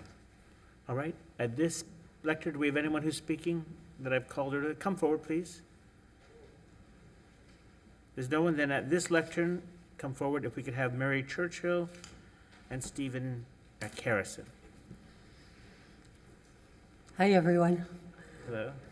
For the record, could you state your name? It's good to see you all, even though it's, Anyway, my name is Jerry Moyo, and I'm here tonight to advocate for the passage of the CMUD proposal presented to you by the City Planning Department. In the spirit of full disclosure, I want to tell you that my company, Great Cities for All, was hired to help get the word out about this compromise proposal. However, I am here tonight as a former resident of Old Northwood. We moved out 3 months ago, and as the former mayor. My husband and I moved to Old Northwood for several reasons. First of all, the beautiful historic homes. And probably one of the most important factors is the wonderful neighbors, and also the promise of Northwood Village. We also thought that it wouldn't be long before the North End would become a premier area of the city. When I was mayor, the current CMUD regulations were passed. And at that time, we had exactly the same goals that Mr. Green outlined. Connect Northwood Road with the anchor site, develop the anchor site, and improve Curry Park. We're now at the point where we might actually be able to accomplish those goals with this compromise solution. I want to compliment Rick Green and the planning staff for working with us, working with the neighborhoods, working with the developers, listening to what we all had to say, and coming up with a solution that 99% of us agree with. I don't think it's going to get much better than that anytime soon. So I want to thank Rick for his great work that he always does. As I said, the connection from Northwood Road, from the anchor site through Northwood Road to Flagler Drive is critical. The most critical part of that is that it's going to really complement the Northwood merchants. We had such dreams for Northwood Village to be a vibrant area, sort of a bohemian village where people might come and enjoy some galleries and other areas. And we can actually achieve that when we get more density here, we get more people living in the area. And this compromise proposal will do that. So I ask you please to vote yes on this. And just as an aside, I'm sort of a fan of Richard Florida, and I don't know how many of you have read his work, but his recent work on what work is going to look like after the pandemic, he's saying that the central business areas of cities are going to be less important, and the importance are going to be in those near-in communities. Northwood is one of those, and we want to see that developed. So please vote yes. Thank you. Appreciate it. Come forward, please. Good evening. I'm Mary Churchill. You probably remember me. I live in the Portofino on the south side, and this is of great personal interest to me. I walk every morning when it's not so hot, down Flagler along the Intercoastal and back through Curry Park. I've enjoyed that ever since I've lived here for 8 years. Just to give you a little perspective on height, in the Portofino, which you know is right next to Curry Park, in the front where I live, on the 8th floor, we are 10 stories. On the 8th floor, you can see over Palm Beach. You can see the ocean. You can see the Carnival cruise liner, not Carnival, whatever that thing is that goes to Freeport. So there, in terms of views, and we have 8 or 9 foot ceilings, not 13, which is what's being proposed. So I want to just tell you in terms of views, probably 5 or 6 stories you're going to be able to see over Palm Beach. So in terms of views, it's not really an argument about getting a good view. It's really about money. I really want this to go through. I want it to go through fast. I'm disheartened when I hear that it's 3 to 5 years for Northwood road to go through, and that after that only can those big buildings be started. So we're talking a long time already. I think we've had enough discussion. I disagree with my friend Carl Flick. I think we should move ahead. I think you should pass this tonight with some conditions to the planning staff to try and get Mr. Green to agree to as low an height as he can. He doesn't really have to go 350. That's a really high height. And if there's a compromise in there of, I don't know, 25, 30 stories, 30 is pretty high, 25 is livable for a lot of people that have had private conversations. And I hope that in the next few weeks before the commission, the city council, city commission meeting, that those compromises can be met. Thank you very much. Thank you. And at this lectern, if we can have Steve Carrison and John Carpenter. Come forward, please. Please state your name. Hello. My name is Carol Pickney, and I'm a resident of North Flagler Drive. Virtually every day, I try to walk from my home all the way to Curry Park. And what I enjoy is the green and looking at the water and the low density. My husband and I chose to move here and not to Fort Lauderdale and not to Miami because we appreciate the green spaces, the water, and the low density. We're talking a lot about compromise tonight. No one talked about the meeting at Manatee Lagoon 5 years ago, 4 years ago, several years ago. And at that point, Mr. Green and his architect made a very comprehensive plan of what he wanted to develop. And in that plan was a redevelopment of Curry Park by a world-class architect, the architect who designed the High Line in New York City. He talked about an urban village with grocery stores and all kinds of things that would benefit the residents. I don't see enough compromise. We all agree that we want that site developed, but not at the cost of our whole way of living in Northwood. So I urge you to continue to look at this, to have something 2 or 3 times the size of Portofino, which is a high building, is really changing the whole structure of this community. So we don't want Fort Lauderdale, we want progress, but I hope that you go back and get some more compromise. Thank you. Thank you. Is someone else at this lectern? If not, if we could have Brian Seymour and Chris Slank. Go ahead, sir. Please state your name for the record. Thank you. Good evening. My name is John Carpenter, and I am a resident of West Palm Beach. I also am a member of the advisory board for the Community Redevelopment Agency for the Northwood and Pleasant City District. I have a background in urban planning and also business development. I do believe that the CMUD compromise is worth moving forward. I know that there are always further concessions that can be made. We can spend the next 5 years making concessions, but I do think that what is being presented is enough to appease the majority of the stakeholders. There have been some discussions tonight that have given me more insight as to the fact that there may be some residents who may not have been given a fair opportunity to voice their concern, but I do think that overall there have been adequate concessions made to move forward with the project. I do believe that this will help activate the area that has been underutilized for a long period of time. It will help promote economic development, tourism, recreation, and the support of small businesses in the Northwood Village. The planned communities can be built in phases so that we can determine the needs of the market over the next several years. And then we can help address the growing demand of both luxury and workforce housing that is happening in response to the influx of businesses and companies that are moving to our area.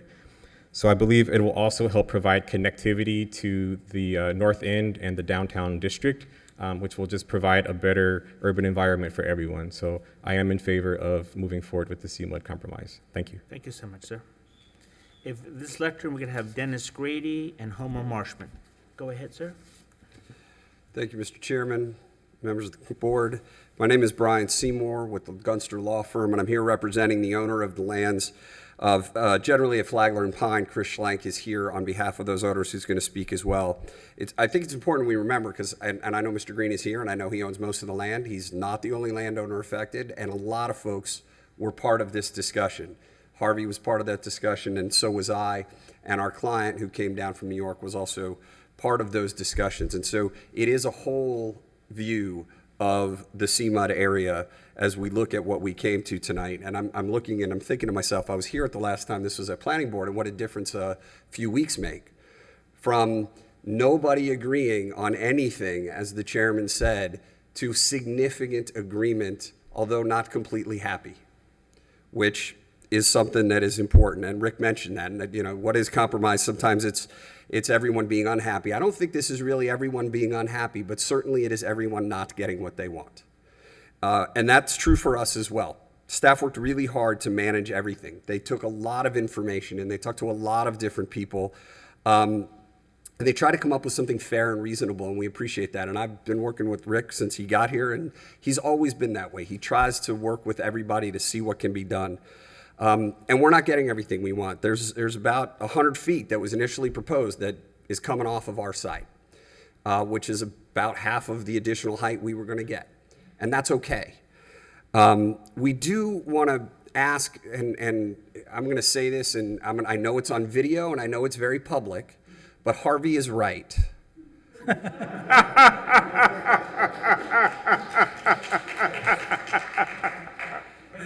And you're under oath, sir. I almost passed out. But so the truth of the matter is, and I've been doing this for 25 years here, and he's been doing this for about 25 years here. I can't remember a project that we didn't need waivers. And yes, variances are there, but it's a very different dynamic. And particularly when you get to some of the larger projects, when you get into those significant reviews that are going to have to go to city commission, it becomes very complicated and difficult to try to manage multiple different boards. So the idea of having the waivers give some flexibility. Yes, lands are different, every piece. You cannot write a reg that is perfect. It doesn't exist, because if you could, I would. I think I'm brilliant. So under oath, I remember. The reality is, we do think it's critically important that we include the concept of waivers into this, and we encourage you in your recommendation tonight to include the recommendation that waivers be included. To be clear, not a waiver of height. We understand that should also be clear. You cannot waive the height. The things that you can't get variances for, you may not be able to get waivers for, totally understandable. But including the opportunity for waivers is significant. So we have to work on some language, and Harvey talked about some of it, working with the waiver language. Please, if we stop here, we lose opportunity. We can move this forward. We've made significant progress. Let's not get lost in too much of the weed and never be able to move forward. So we encourage you to move this forward tonight, again, with a recommendation of approval with the inclusion of waivers. Thank you, sir. Mr. Chairman, members of the Planning Board, Dennis Grady. For 36 years, I had the pleasure of serving as CEO of the Chamber of Commerce of the Palm Beaches. I've retired from full-time employment and now just work part-time for them. I've been involved in the CMUD discussions from day one. Unfortunately, the economic prosperity that the majority of the city of West Palm Beach has been able to experience during the last 10 years has been denied to this part of our city. The economic pendulum swings both ways. This evening, you all have an opportunity to seize the moment. Pass the recommendations from city staff that are a result of great compromise, great effort. I come from an Irish family. You never get 100% unanimity on anything. But you have overwhelming support of staff's recommendations as they have been presented to you. Don't sentence the city to a fourth picture to be added to Mr. Green's 3 that he shared with you. Seize the moment, pass staff recommendations, and the city and the community as a whole will benefit. Thank you very much. Thank you. My name is Christopher Schlenk. I'm from New York City. I have a company called Savannah. I'm a landowner in New York City, and I'm also a landowner on Flagler, on North Flagler. Brian is representing us. I want to say one thing. The short time that I've been involved, I'm super impressed by the process. There is a compromise. From what I've seen, I can't say that I've been part of it as long as everybody here, but I'm from New York, and this doesn't go down the way it does here, so congratulations to everybody for listening to each other, at least. We highly support the resolution, and I can tell you as a landowner on North Flagler, if this goes through, we're ready to build. We won't be talking about it. I mean, we are ready to build. We own, and we're excited. We're excited to be part of the neighborhood. So we just, I'm here to wholeheartedly support the resolution. And thank you for your time. Thank you so much. Is Homer Marshall still in? And if not, at this podium, can we have Martin List and Joan Witkevitz? And at this podium, if we could please have Carolyn Panach and Ken Ohim.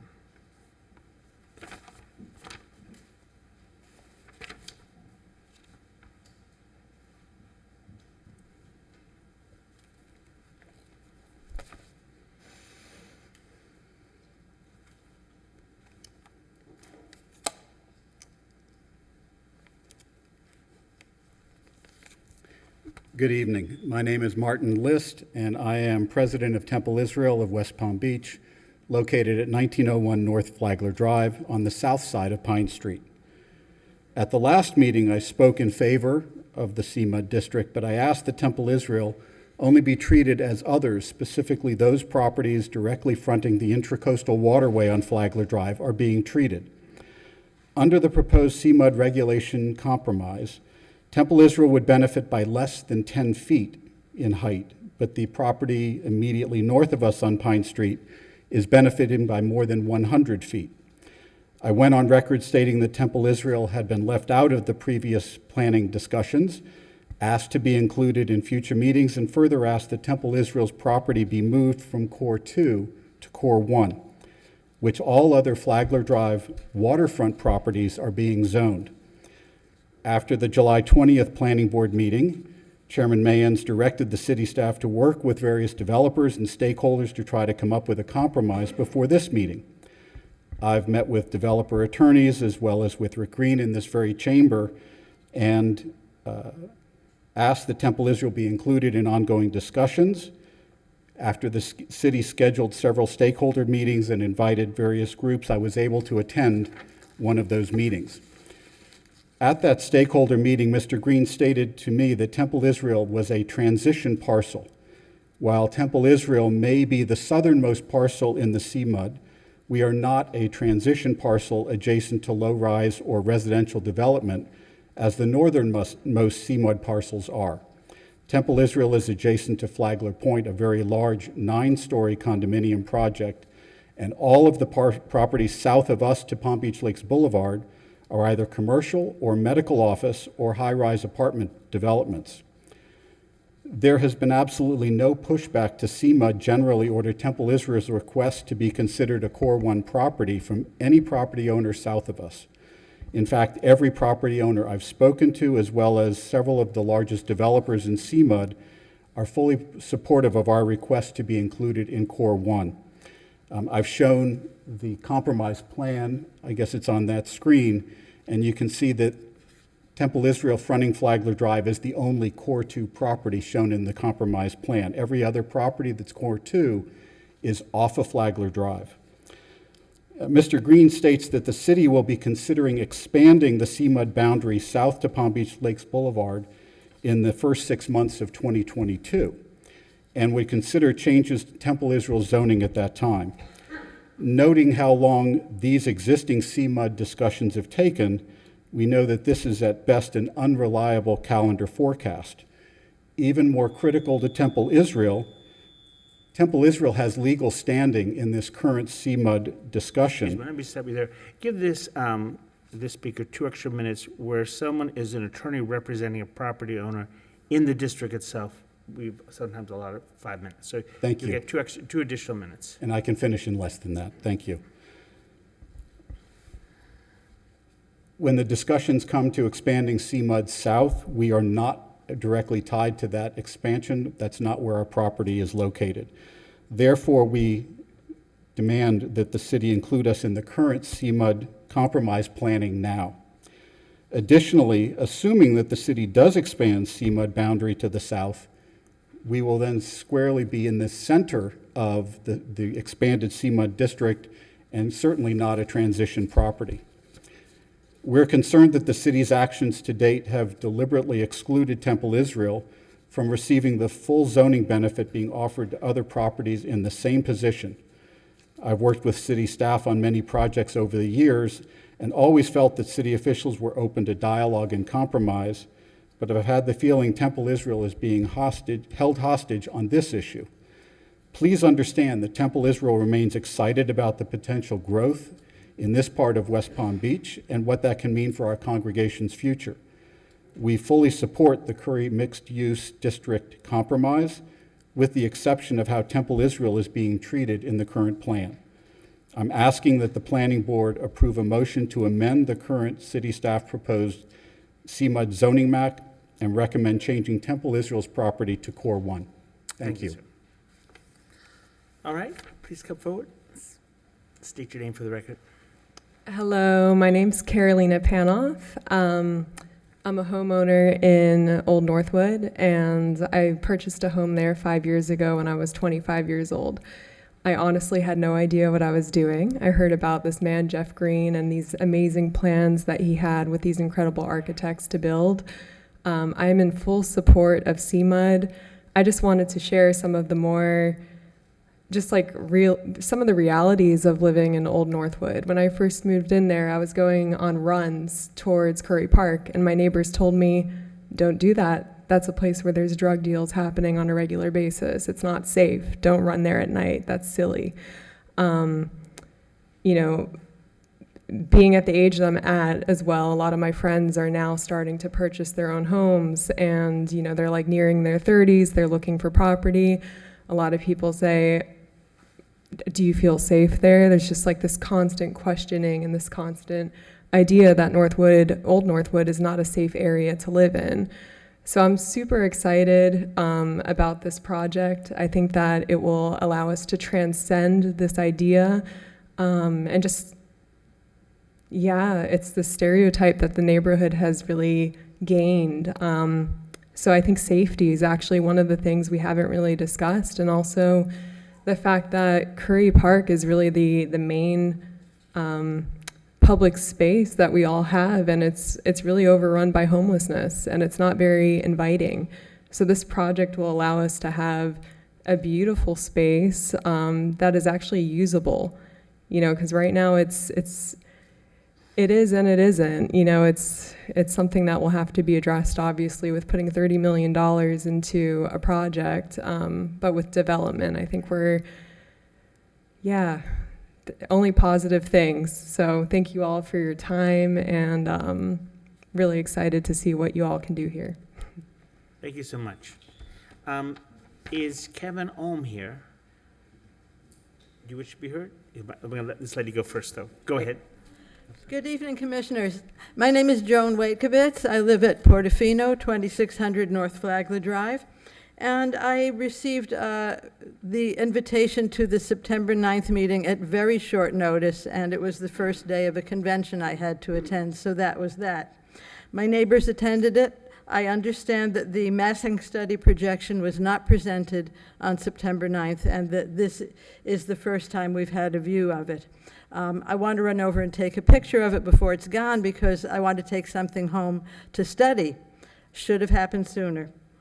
For the benefit of the new board members, and I thank them for their service, Portofino Condominium is 2600 North Flagler at the corner of 26th Street, and La Fontana is 2800 North Flagler on the corner of 27th Street.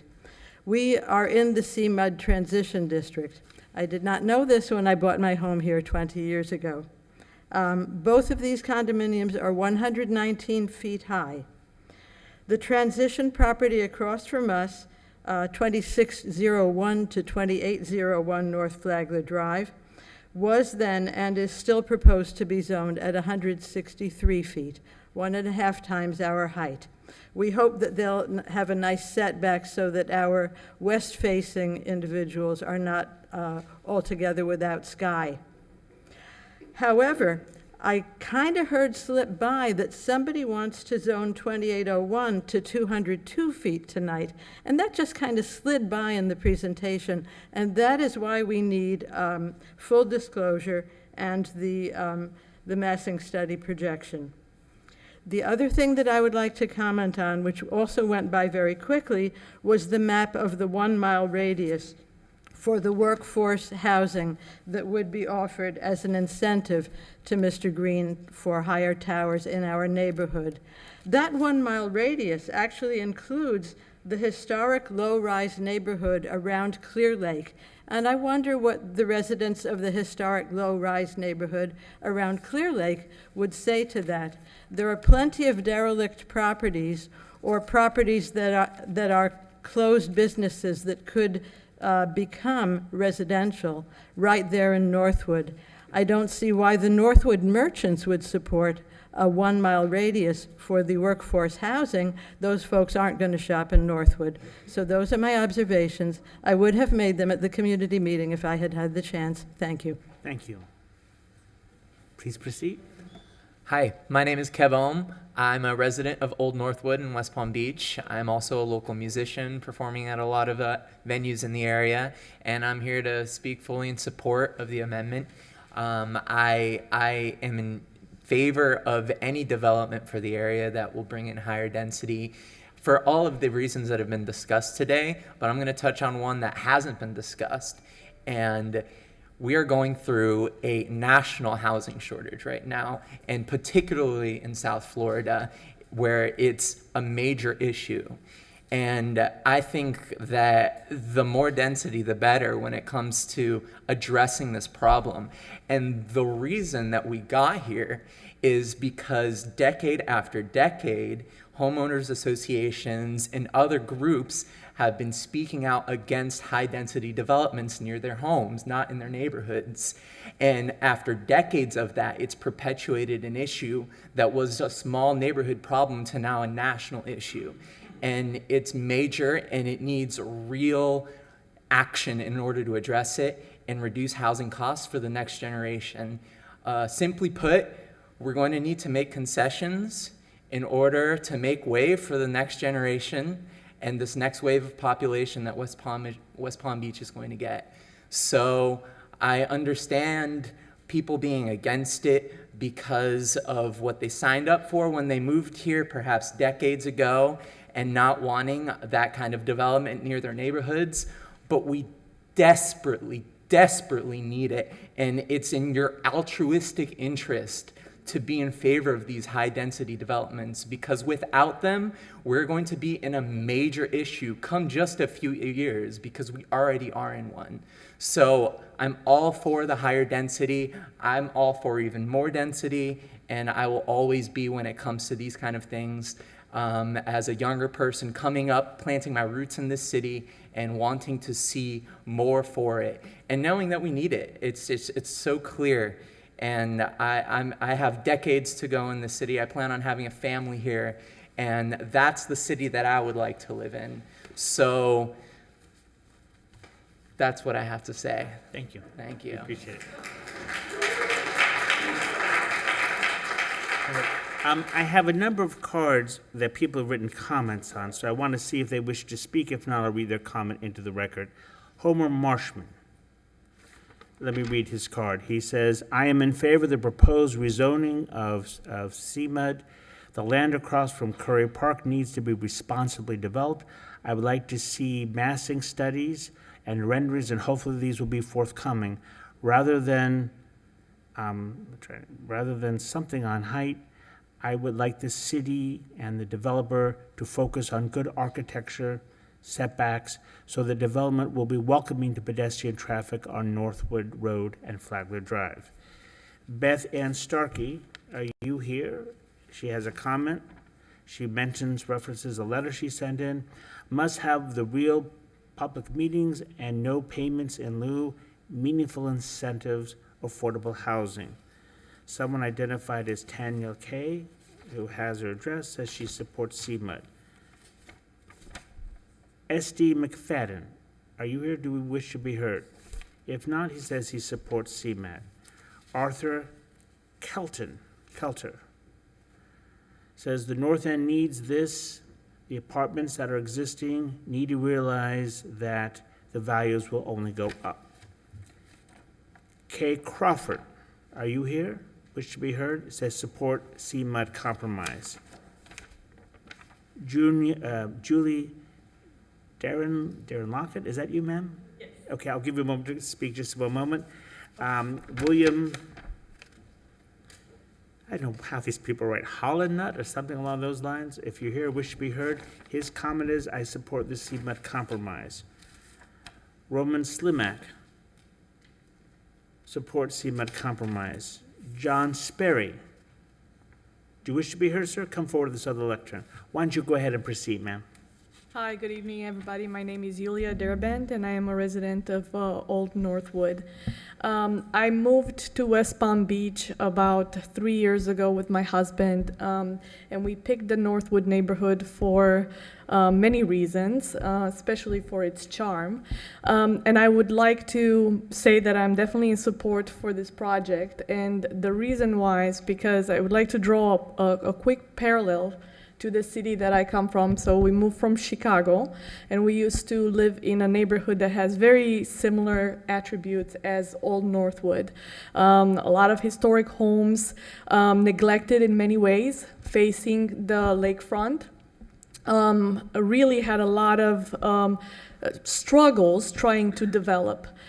We purchased an apartment there, very close to the park, close to the water, and we waited for nearly 20 years for development to start coming to the neighborhood and catch up with the rest of the city, similar to what we're experiencing right now in Northwood.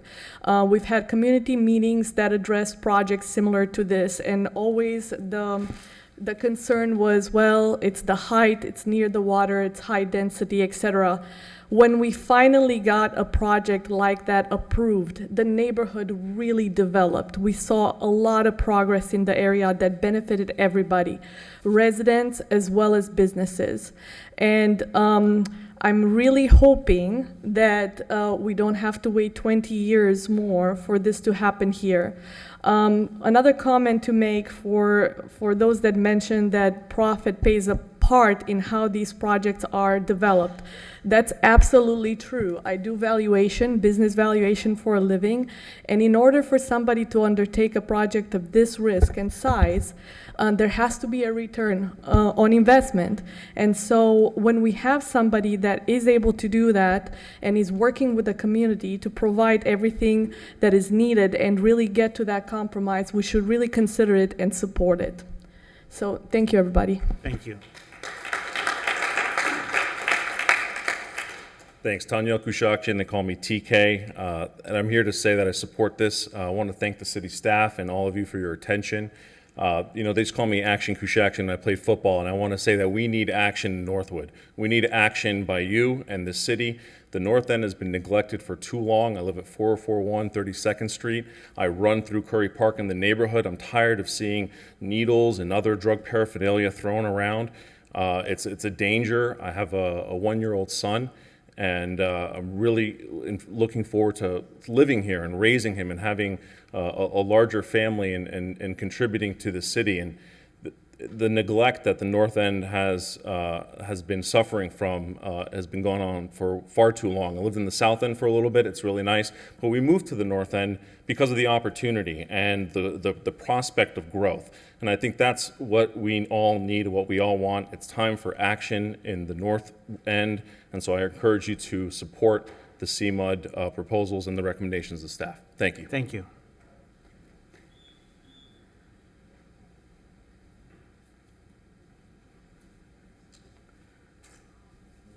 Good evening, West Palm Beach Planning Board and City Planning staff.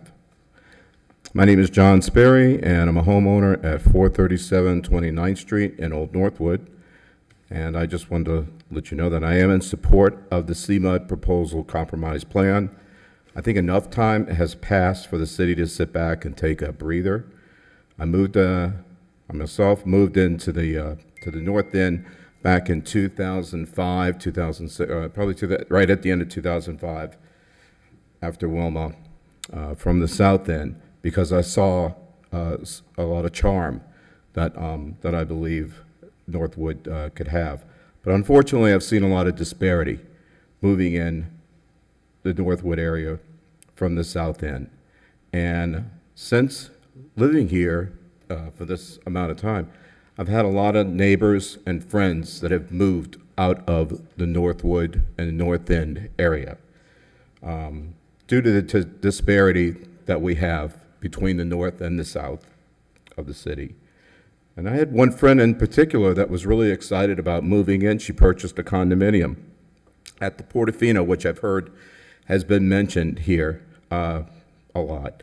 And when she came in, she really thought that it would be charming to be able to walk to the shops and, didn't mind the drive over to Palm Beach, which is the closest grocery store that we have, the Publix. But once she saw what it was really like living in the area, it didn't take very long before her to put that condominium up for sale and move to Palm Beach Gardens. And that was a great loss because I had a really good friend that was going to be just blocks from me. I'm in real estate myself, and I understand that density is required for the building and the development of this site in this magnitude. I mean, we're talking 20 acres of land. And if we're talking about giving us some green space, obviously there's going to have to be some give and take. And the give and the take is going to be height in exchange for green space. I also think a lot about the merchants in Northwood Village and the break that they need and deserve with the expansion of Northwood Road to Flagler Drive and Curry and beyond to Curry Park. And this would give the Northwood merchants and their owners an economic boost that they deserve and that they need. Enough time has passed. I remember this property and these properties have been vacant since, I think, 2005, maybe 2004 or 2003. I remember when they were being torn down for other developments that didn't happen back in 2004 and 5, in the last economic boom, real estate boom. And I urge you guys to please take in consideration the amount of neighbors that have come here and the request and vote yes for this project. Thank you, sir. Thank you. All right, is Karen Slamak here? Do you wish to be heard, or do you want me to read your comment?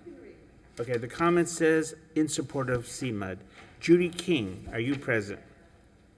Do you wish to be heard, or want me to read your comment? It says, support CMUD compromise, exclamation mark. Ernie Morris, are you here? Come forward, sir. Catherine Erhan, please come at this other lectern. Why don't you go ahead, sir? Good evening. My name is Eric Morris, for the record. I'm the resident of the North Shore neighborhood. I'm the president of that neighborhood. My wife and I are from New York. We've been here for 4 years. A little history on me. I'm from Tribeca, Lower Manhattan, and it was a 5-story zoning neighborhood. And a developer came in and offered to put a 25-story building in, and went in, and it brought so much business to the neighborhood. It brought so much more people moving in, brought values back. It was a wonderful thing. This is something that this city needs now in the North Shore here, in the North End. The businesses here are struggling. I want to open a business here. I don't want to put a business in a depressed area. I see people struggling. I think it's very important that you approve this.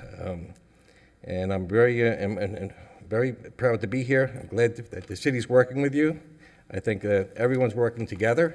And there's a lot of naysayers here and there, but I think you guys have to do this now. Progress is now. It's 2021. Height is important. Skyline is beautiful to see from far. It doesn't block someone's view from four stories or 28 stories or 30 stories. It's important to have that. It brings police, fire department, infrastructure. It brings tax money for the city. It's important for all of us. I'd appreciate if you all vote for this immediately. Progress is now. It is 2021. It's not the 1800s anymore. Thank you. Thank you.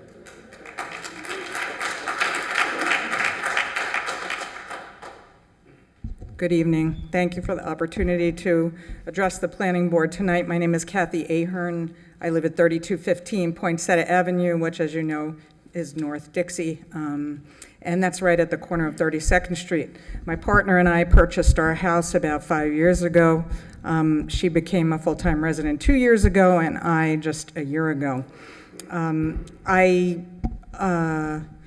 I understand the concern that some residents have about the height of the building and the fact that the heights of those buildings may change the character of our neighborhood. One of the reasons we moved to Old Northwood, it's been articulated here by many people tonight, is the charm of that neighborhood, the fact that it wasn't a Fort Lauderdale or it wasn't a Miami. So yes, it may change things, and I am not crazy personally about high-rise buildings. But let me tell you what else I'm not crazy about, and this is the reality of Old Northwood and living there now.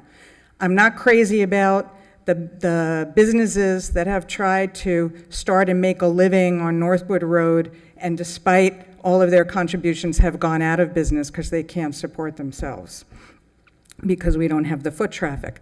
I'm not crazy about the fact that a few weeks ago I found a bag of used intravenous needles that was dropped over the fence into my backyard. I'm not crazy about the prostitute who set up shop in the back of a cottage on 33rd Street. I'm not crazy about the fact that when I drive home at night from my volunteer job in Juneau Beach, I see human trafficking going on Broadway. None of those things are good things. So perhaps if the increase in the height of the buildings is going to change some of the character of the neighborhood, that might be a good thing at this point. I believe and I'm convinced that increasing the density and increasing the tax revenue is going to help the North End. The North End has been neglected for far, far too long. And as you heard one of the residents say, and I think this is going to happen in the future, we have a very spirited neighborhood. We work hard. I'm on the Old Northwood Community Board. But people are going to get tired of trying and working, and they're going to start to flee the city. We don't want to do that, but we need your help. So I've heard people encourage you today to sit back and take a breath. We've been sitting back too long. We've had a long time to breathe. You've seen those pictures of the empty lots that we ride our bikes by and walk by every day. We need change. We need you to please support this proposal. Thank you. All right. Scott Diamant, are you here? Come forward to the lectern, sir. Rebecca McGrothy, are you still here? Okay. Jeff Sluggett, are you here, sir? If you come to that lectern, go ahead, sir. Good evening. Scott Diamond. I live at 3410 North Flagler Drive, so not too far from the Sema district. I have Provident Jewelry on Clematis Street since 1993. I put the show in the convention center over President's Day weekend at the Palm Beach County Convention Center. And I own several other properties on North Flagler Drive, including a partner in 2801 North Flagler Drive, 202 32nd Street, and others along the entire corridor going up to maybe 54th Street.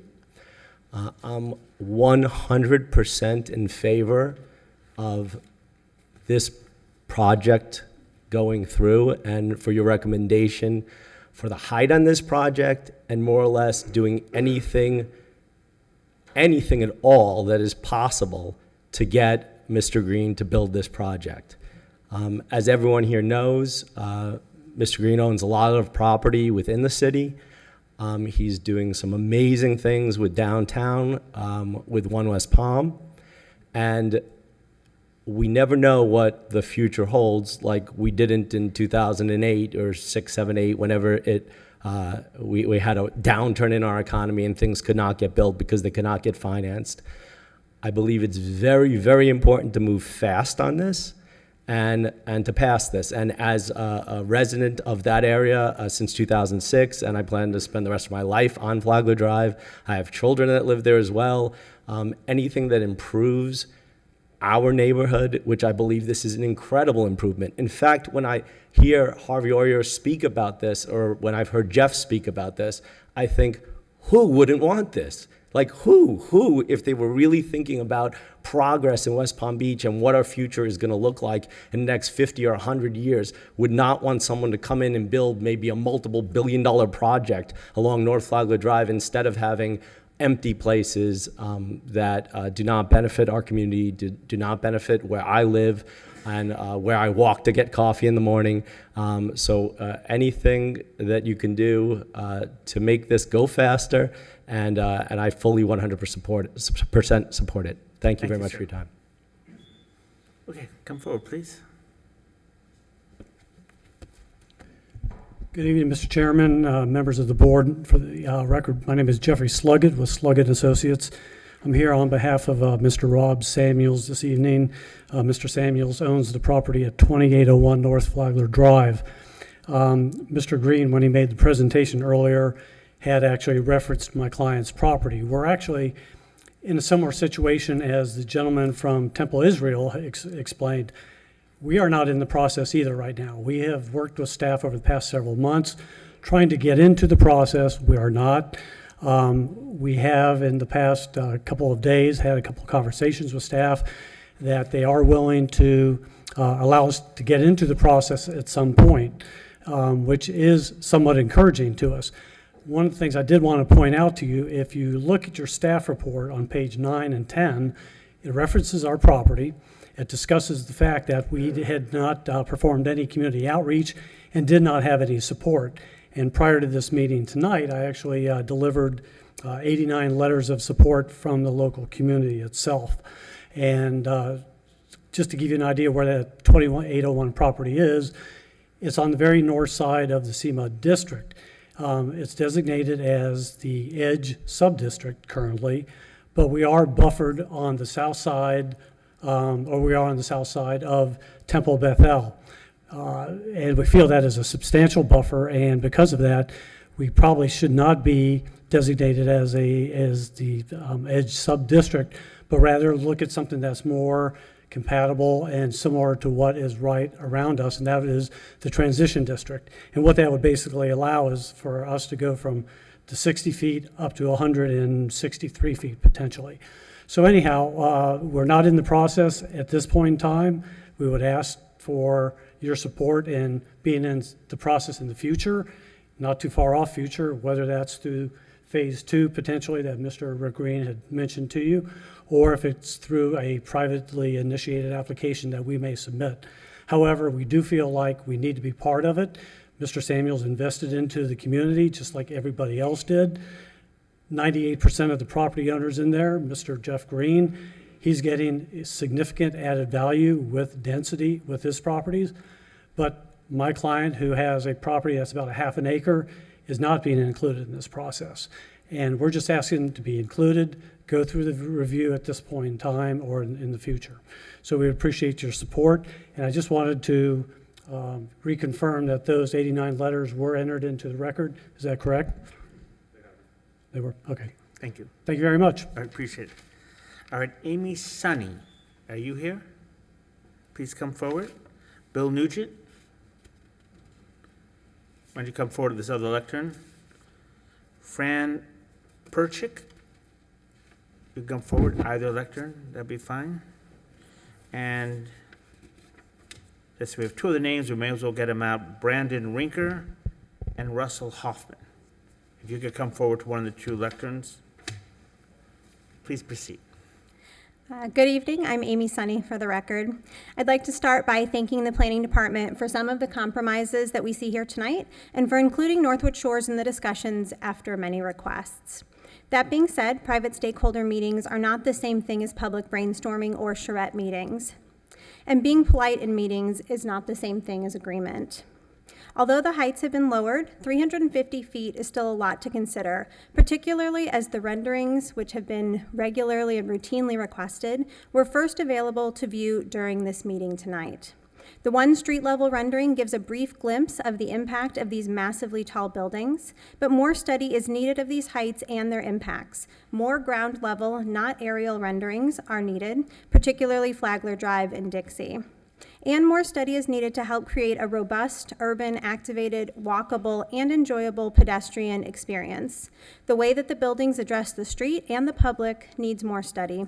I appreciate the small reduction from 300 feet to 250 feet in total building length, but it isn't enough. Walking by 250 feet of uninterrupted building length, even if it does have a small setback, which is in the code, or a small step or differentiation, is not the same thing as walking past the varied character that you see on Northwood Road right now or on Clematis, where everybody loves to be. There needs to be greater differentiation at the street level in order to create places that people are going to want to walk. Placemaking needs to be at the heart of some of the additional study moving forward.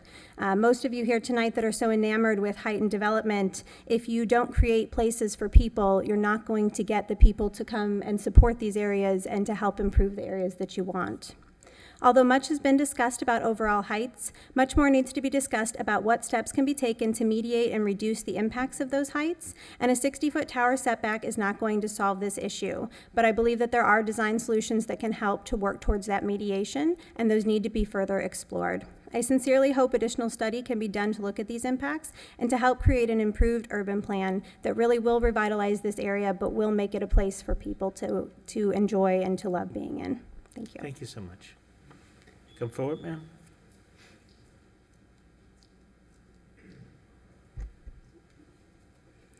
Hi, my name is Fran Perchik, and I live on Flagler at 1801 North Flagler Drive. I just want to say that I appreciate the consideration of the board of all of the matters this evening. And reinvigoration of the area is definitely needed.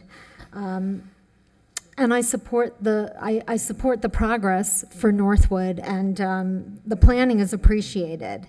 At the same time, I think that it's critical to have very thoughtful planning of the zoning changes, which will really impact the future of the area and the community character. I want to be clear, I am not opposed to new development, but I do have concerns. As a homeowner, I moved to the area and specifically didn't buy in downtown because I love the open space, I love the lower building heights, I love to see the sky, I love the views of Lake Worth Lagoon, and there's huge value to me and to my condo neighbors to retain that unobstructed view to our north. I'd like the board to continue to be mindful not only of the impacts to the views that the new and taller buildings would cause, but also to the shadows that they will cast on the neighborhood, the sidewalk along the lagoon, where you've heard many people mention that they like to walk or run in the evening, and specifically the shadows that would be cast on the lagoon itself. Those shadows can negatively impact the sensitive nearshore ecosystems of the lagoon and its incredible wildlife. That habitat is very robust and it needs to be safeguarded. So please keep impacts to nature and open space in focus this evening as you consider the proposal at hand. And again, I and some of my neighbors are for responsible development, but please further consider reducing the building heights. Thanks for your time. Thank you. Come forward, sir. Good evening. My name is Russell Huffman. I am a real estate investor. I'm here to speak in support of the Sema proposal. I recently moved to West Palm Beach from New York. I've enrolled my kids in school here, and we're making this our home. Many are in my position, looking to contribute and considering Northwood, which is great for the area and should be very positive. I think it's great that the parties here have come up with a compromise and a proposal that has such great potential to uplift the area. In my opinion, it will attract investment, jobs, opportunity to a wonderful area. I'd very much like to be a part of that development. And if this goes forward, I intend to be. Thank you for your time. Thank you, sir. Hi, good evening, Planning Board. My name is Bill Nugent. I live in Grandview Heights on Florida Avenue. And full disclosure, this evening I'm here in my capacity as Vice President of Jerry Moyo's company, Great Cities for All. And we've been working to engage the public on the compromise that you guys are considering this evening. I'm also here tonight as a 30-year resident who has been and remains committed to the city of West Palm Beach's success.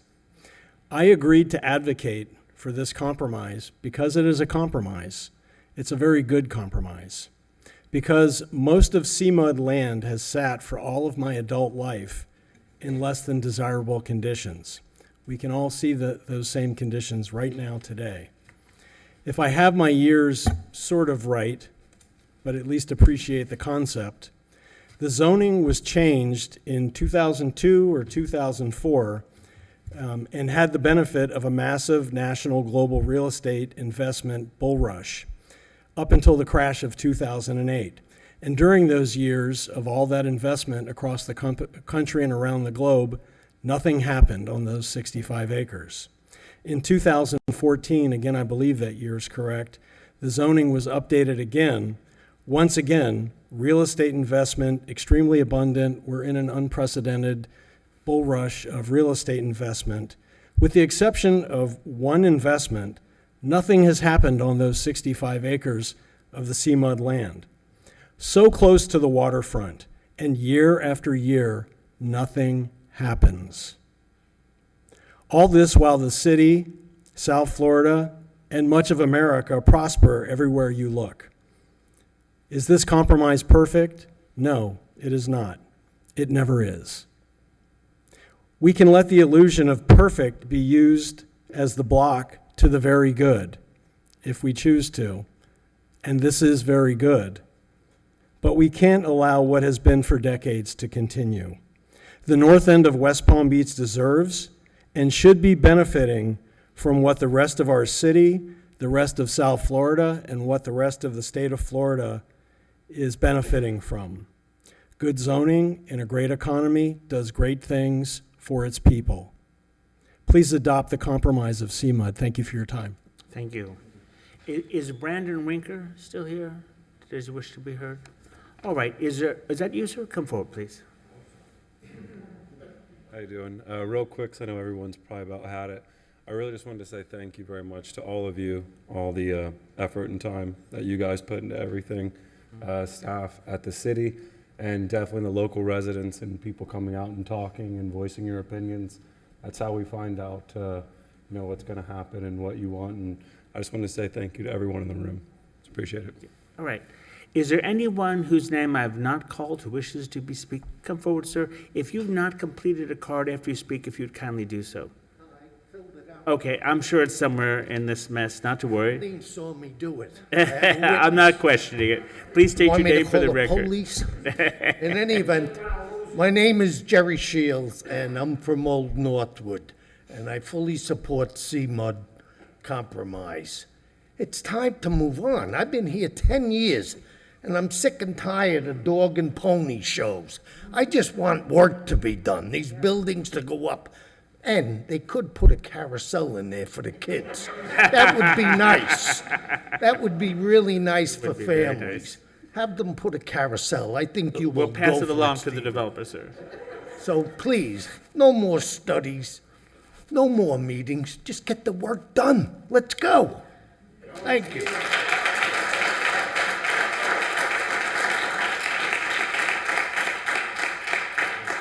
Is there anyone else who wishes to be heard tonight whose name I have not called? Mr. Oyer, were you reserving any time, or we can proceed? All right. Mr. Green, if you come forward, I had a couple of procedural questions for you, and then the members of the board may have as well. First, with respect to the request of both, let's see, Temple Israel, and let me get the other name, to the medical office. Here, 2801 North Flagler Drive. I was unclear on what you said earlier because some of these had not been advertised, At the same time, I think you've suggested a way of going forward. What are our choices tonight in dealing with those Certainly. two requests? All right, so as I had this conversation with Mr. Sluggett, you see the crosshatch right now are the areas that are proposed for rezoning. So the request that Mr. Sluggett is raising would be to change the zoning. Let me get to the right slide.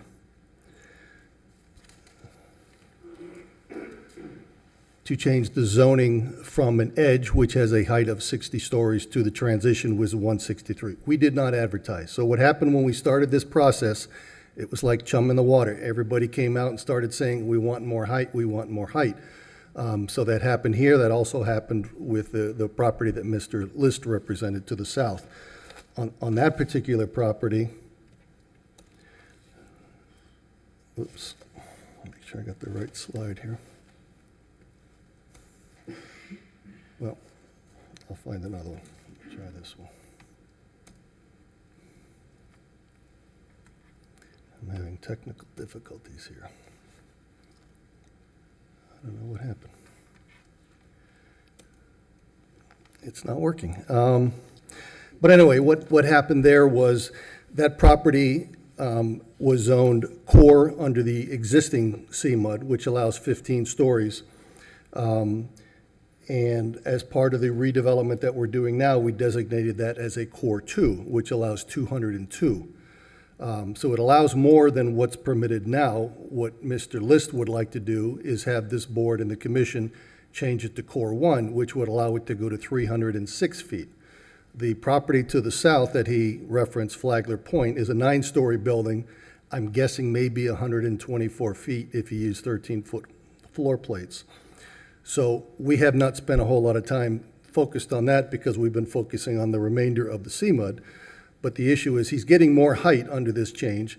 What he wants to do is get even more, so you'd have a 306-foot core district where the temple sits today, adjacent to an approximately 124-foot piece of property in Flagler But is Point. it fair to say both those property owners will have the opportunity to come back? They And could. then I mean, certainly as part of the second phase, we can look at it. Now the Mr. List property that he references was advertised for rezoning, so technically that could happen. We just haven't spent it because we want to see what happens to the south of here.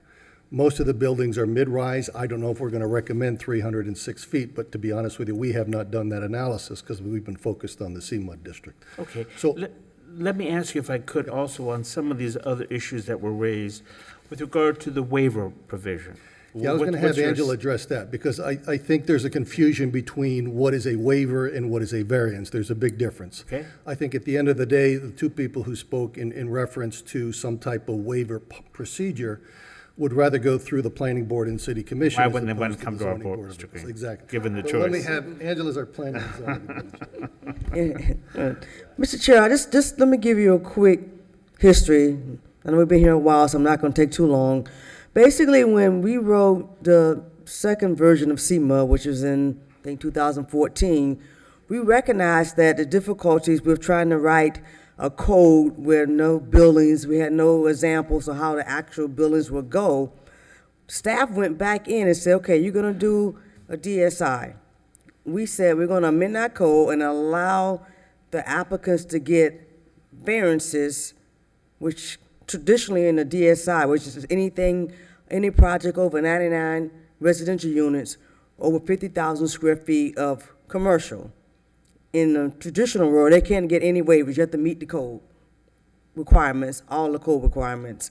Recognizing the difficulties with the new development and the property size, we said, okay, in these districts, in Sema, we will allow, in a DSI, you can get a variance, which is a numerical dimensional requirement, or you can get waivers, which is everything other than the numerical dimensional requirements. You know, we require some type of facade and you want to change your stuff to, we put that in the code specifically to allow the flexibility. And it goes to the ZBA. And we have had, of the cases, probably Neil Kostikov building that's up there. I'm just trying to remember off the top of my head. He had, I think it was like 8 variances and he had like 8 waivers for the project he built. We also had it for the other project that's been built in there, which is Dr. Alice Moore. Again, they went and got through the same process, didn't have any issues. They got their variances, they got their waivers from the Zoning Board of Appeals. The other projects that were approved prior to the crash also went to the Zoning Board of Appeals and got the waivers and got the variances. So we put that in there for one, not trying to make this a planned development district. I mean, because that basically, what we did not want to do is why we did not allow PDs. You know, PDs, as you know, come in and they basically ask for the moon and everything in that. So we basically wanted to still tie it to, you can get your variances, you can get your waivers, because we know no code is perfect. But then you come to the planning board and you go to the city commission, just to basically more so, Commissioner, this is what the project is built because of the size of the project.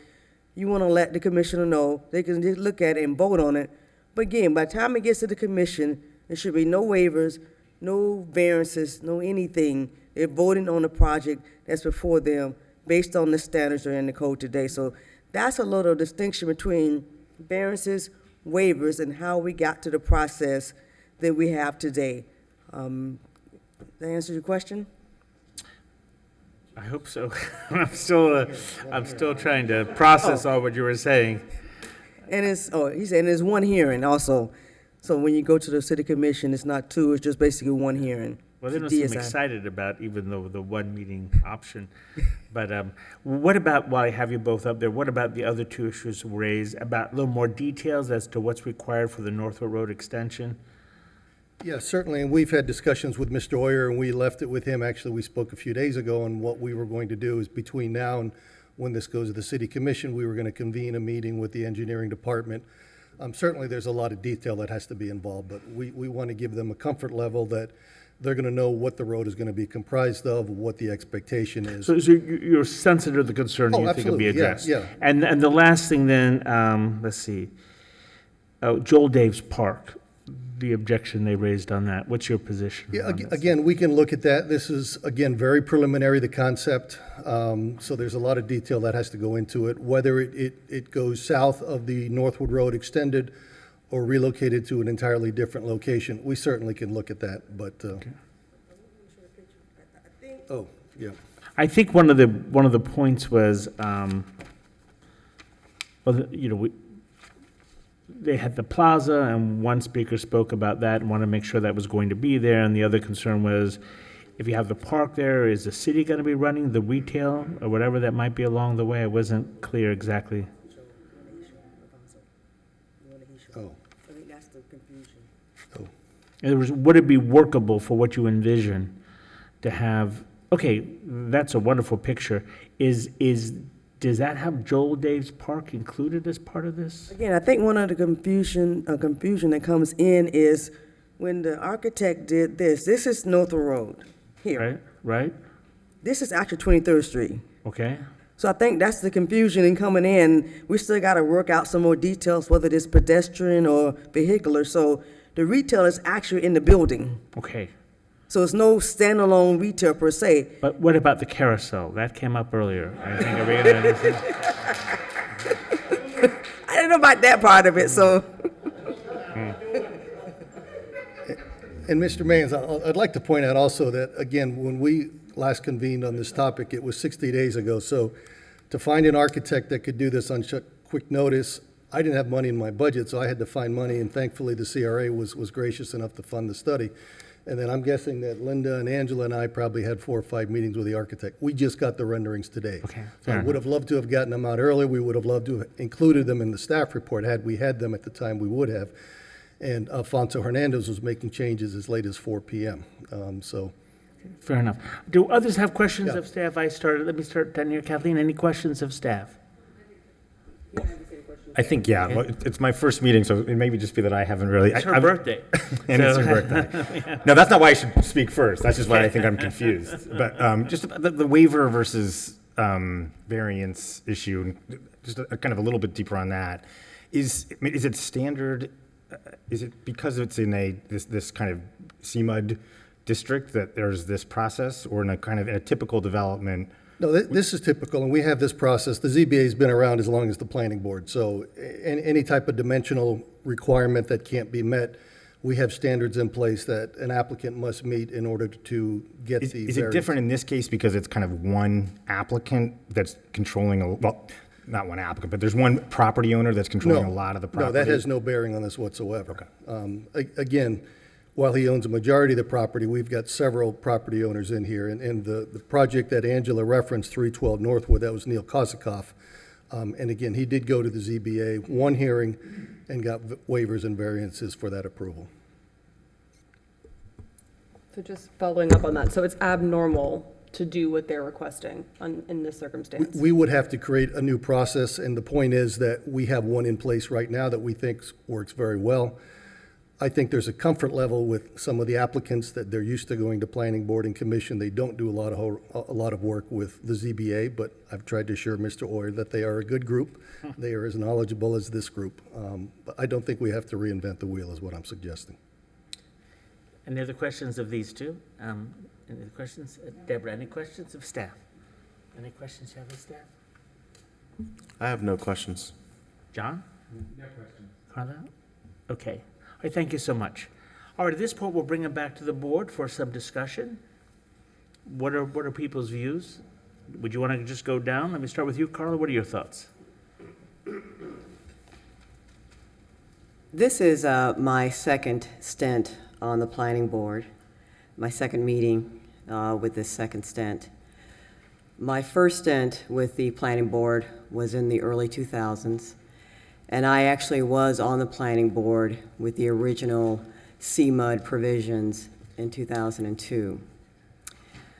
I then moved to Washington, D.C., and lived for 10 years and worked, and then moved back here in 2015, this is my hometown, to take care of my mother, and I moved to Flagler Point. I don't live there now. And so with this being my second meeting with the planning board, it is deja vu all over again. I never would have thought in 20 years that I would be having the same conversation that I had in 2002. There are some flaws with this compromise. There are things that I'm not happy with. Some of you who know me personally know that I'm into workforce development. Not happy with the provisions outlined along that situation, that issue. But I would suggest that, particularly as someone who grew up in this area and can actually remember when Northwood was a vibrant community, I think we're going to have to split the baby. I think that there will be aspects of this compromise that no one is going to be completely happy with. There are aspects of this compromise that I'm not happy with, as I've outlined. But I never thought that I would be, again, on my second meeting and my second stint with the planning board discussing this property. I'm really shocked. So I did want to, and I had a lot of heavy-duty press on both sides, people calling and texting and emailing.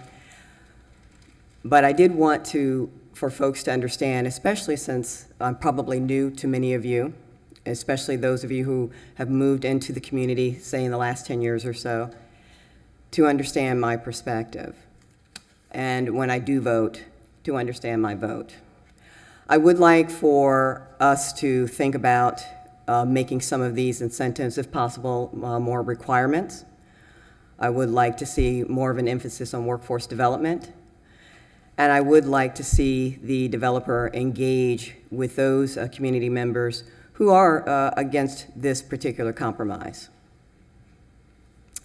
Thanks. Okay, thank you, John. Well, first I just want to commend the planning department on an incredible presentation. The presentation of showing where we have come from and where we've been in 60 days. And the amount of work and meetings that have gone into it is really commendable. So super job by the planning staff, really, really excellent. but so much work by so many people who have participated. And this is so different from where we were just 2 months ago. Look how much the input of people has made a difference in where we are. And I know it's not everything that everyone wants, but we have before us today a way better zoning district than what we had 60 days ago. I think the incentives are more meaningful. The changes are very positive in terms of building mass and active use and public open space. There's been some discussion about that it's an increase in density, but as Mr. Green repeatedly said, there's no increase in density. So what we get here is we get taller buildings with bigger floor plates, bigger units, more luxury housing, the idea of your bohemian village. That's probably not really a realistic concept with this. I think we have to be realistic about that these sorts of projects bring appeal to a different market and are going to have different buyers. So it is going to appeal more to a luxury market. I think that's just the nature of a lot of development. And when you get taller and more square footage, that's just what you get. If I had one disappointment here, and it's just a personal disappointment, I really always want to include the workforce housing in the actual project. I'm never really a big fan of allowing people to buy out or put it somewhere else, because the idea of having both all classes of people being able to live together, especially to enjoy this tremendous investment that the city's making in Curry Park, and not just have Curry Park be an amenity of $30 or $35 million that the city invests in just for a wealthy neighborhood that we're going to build next to it. That is a disappointment to me. But I understand that those incentives exist, and I'm not going to oppose it. I just want to share my opinion on that because I think we're all concerned about equity and inequity and wanting to have more people of different diverse economic status live together. And so that's just my disappointment about that, but I understand that. But this is so far superior from what we saw before. I wholeheartedly want to support it. I'm not interested in supporting a waiver provision as has been recommended. I'm going to just get totally behind the planning staff and support it as proposed. Thank you. Andre. So I wanted to say the same thing, that of all people involved, planning staff, the owner, all the work that's been put into this, it's remarkable. And before my time, my living in West Palm Beach, that I did not see the conversion of City Place, and certainly the city is definitely, Rosemary Square. So I didn't see all that progress or that change, and I see that this is the same, just at a different location. I think that we're seeing an owner that owns a huge amount of property here, who's a catalyst in the change of Northwood that Northwood greatly needs. I've driven through Northwood quite often, and then do now more than ever with my son going to Suncoast. So I see that this is an opportunity that we should not pass on. Okay. That's all I got to say. Thank you so much. Deborah. Okay, what I want to say is that when we were here in July, there was actually people going into 3 different directions. And there did not seem to be any cohesion as to moving forward in a progressive manner.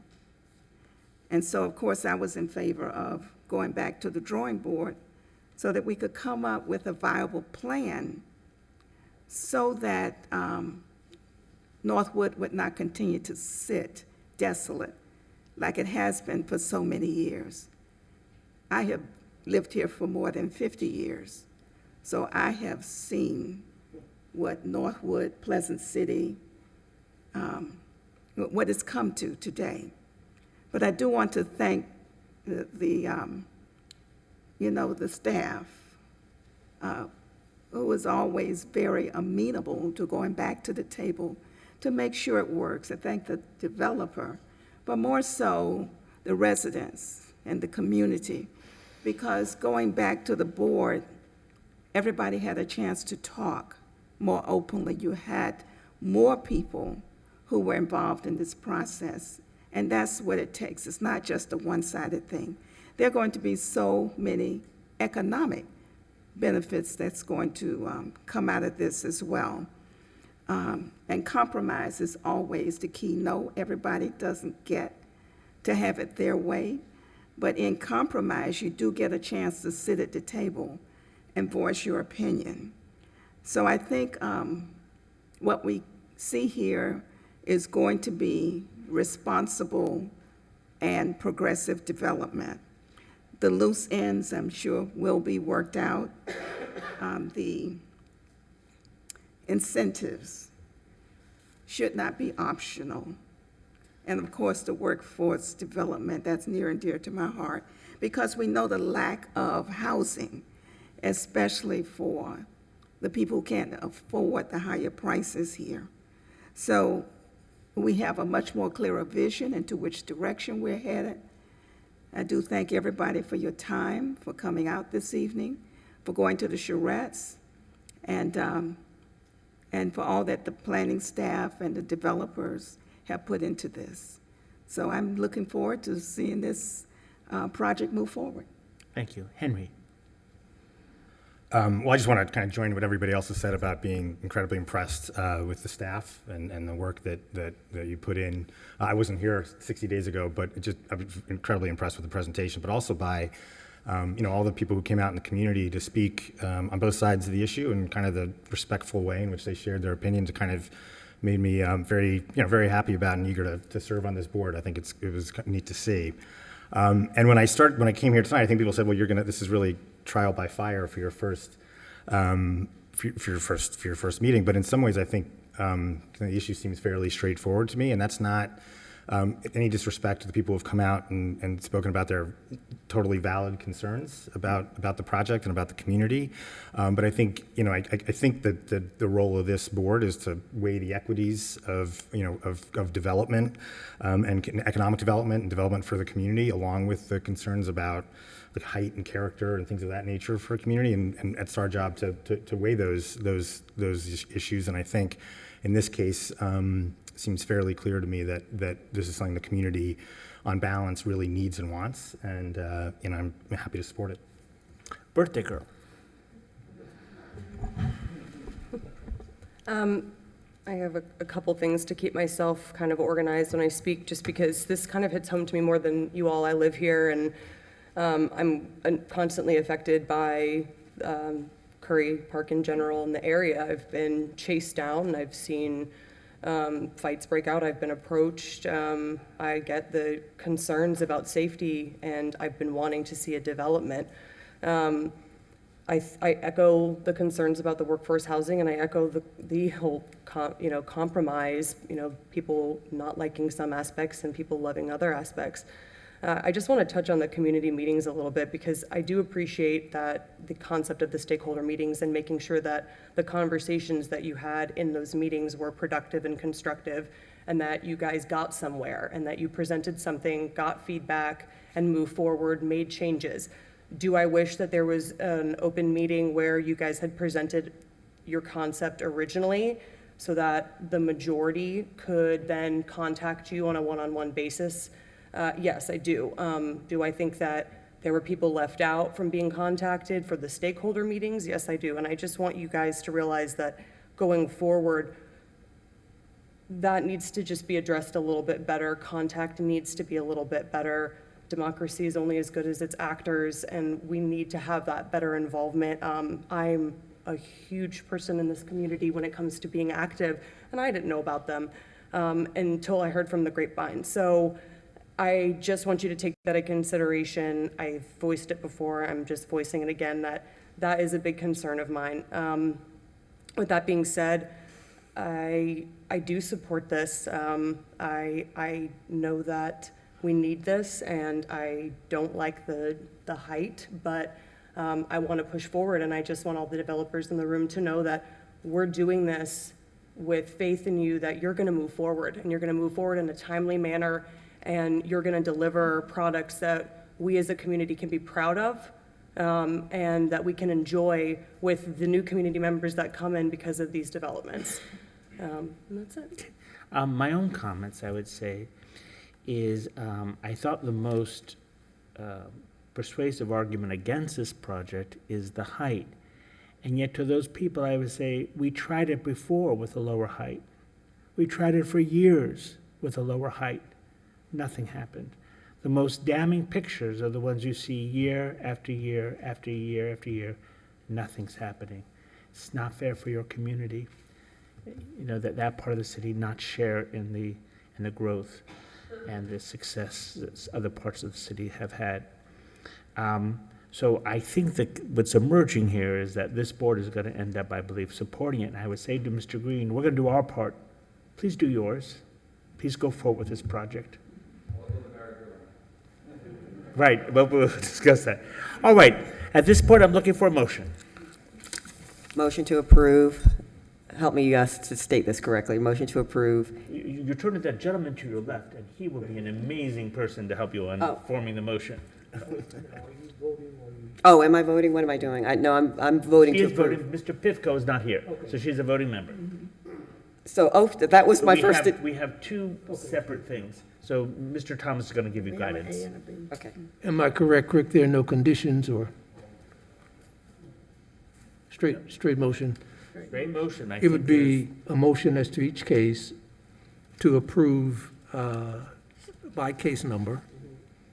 And Be the two just case recite the numbers. findings that's listed in the packet. 1859A and 1859B. Let's take one at a time. Okay, my first attempt at this, folks, so bear with me. It's your second stint, though, so come on. Second meeting. First time making an approval here. So I make a motion to approve case number 1859A. Second. We have a motion and second. Any further discussion? If not, all those in favor signify by saying aye. Aye. Aye. Any opposed? Motion passes unanimously. We have a second motion. Would you like to make the second motion as well? Now that you have that success under your belt? Go And ahead. I'll make a motion to approve case number 1859B. I second. Motion and second. Any further discussion? All those in favor signify by saying aye. Aye. Aye. Any opposed? Passes unanimously. Thank you. Now, before, we still have, you want to say something on this one, or the? I just want to thank you for your time. I want to thank my staff who worked very hard on this project. Okay. Angela, Linda, Alex. Perfect. Guys, we're not done yet. The board, please stay seated. We're almost done, I swear. Next on our agenda, our code revision cases, of which there are none. We move to other business, unfinished business, new business. No. If not, we stand adjourned. Thank you, everyone. I've never been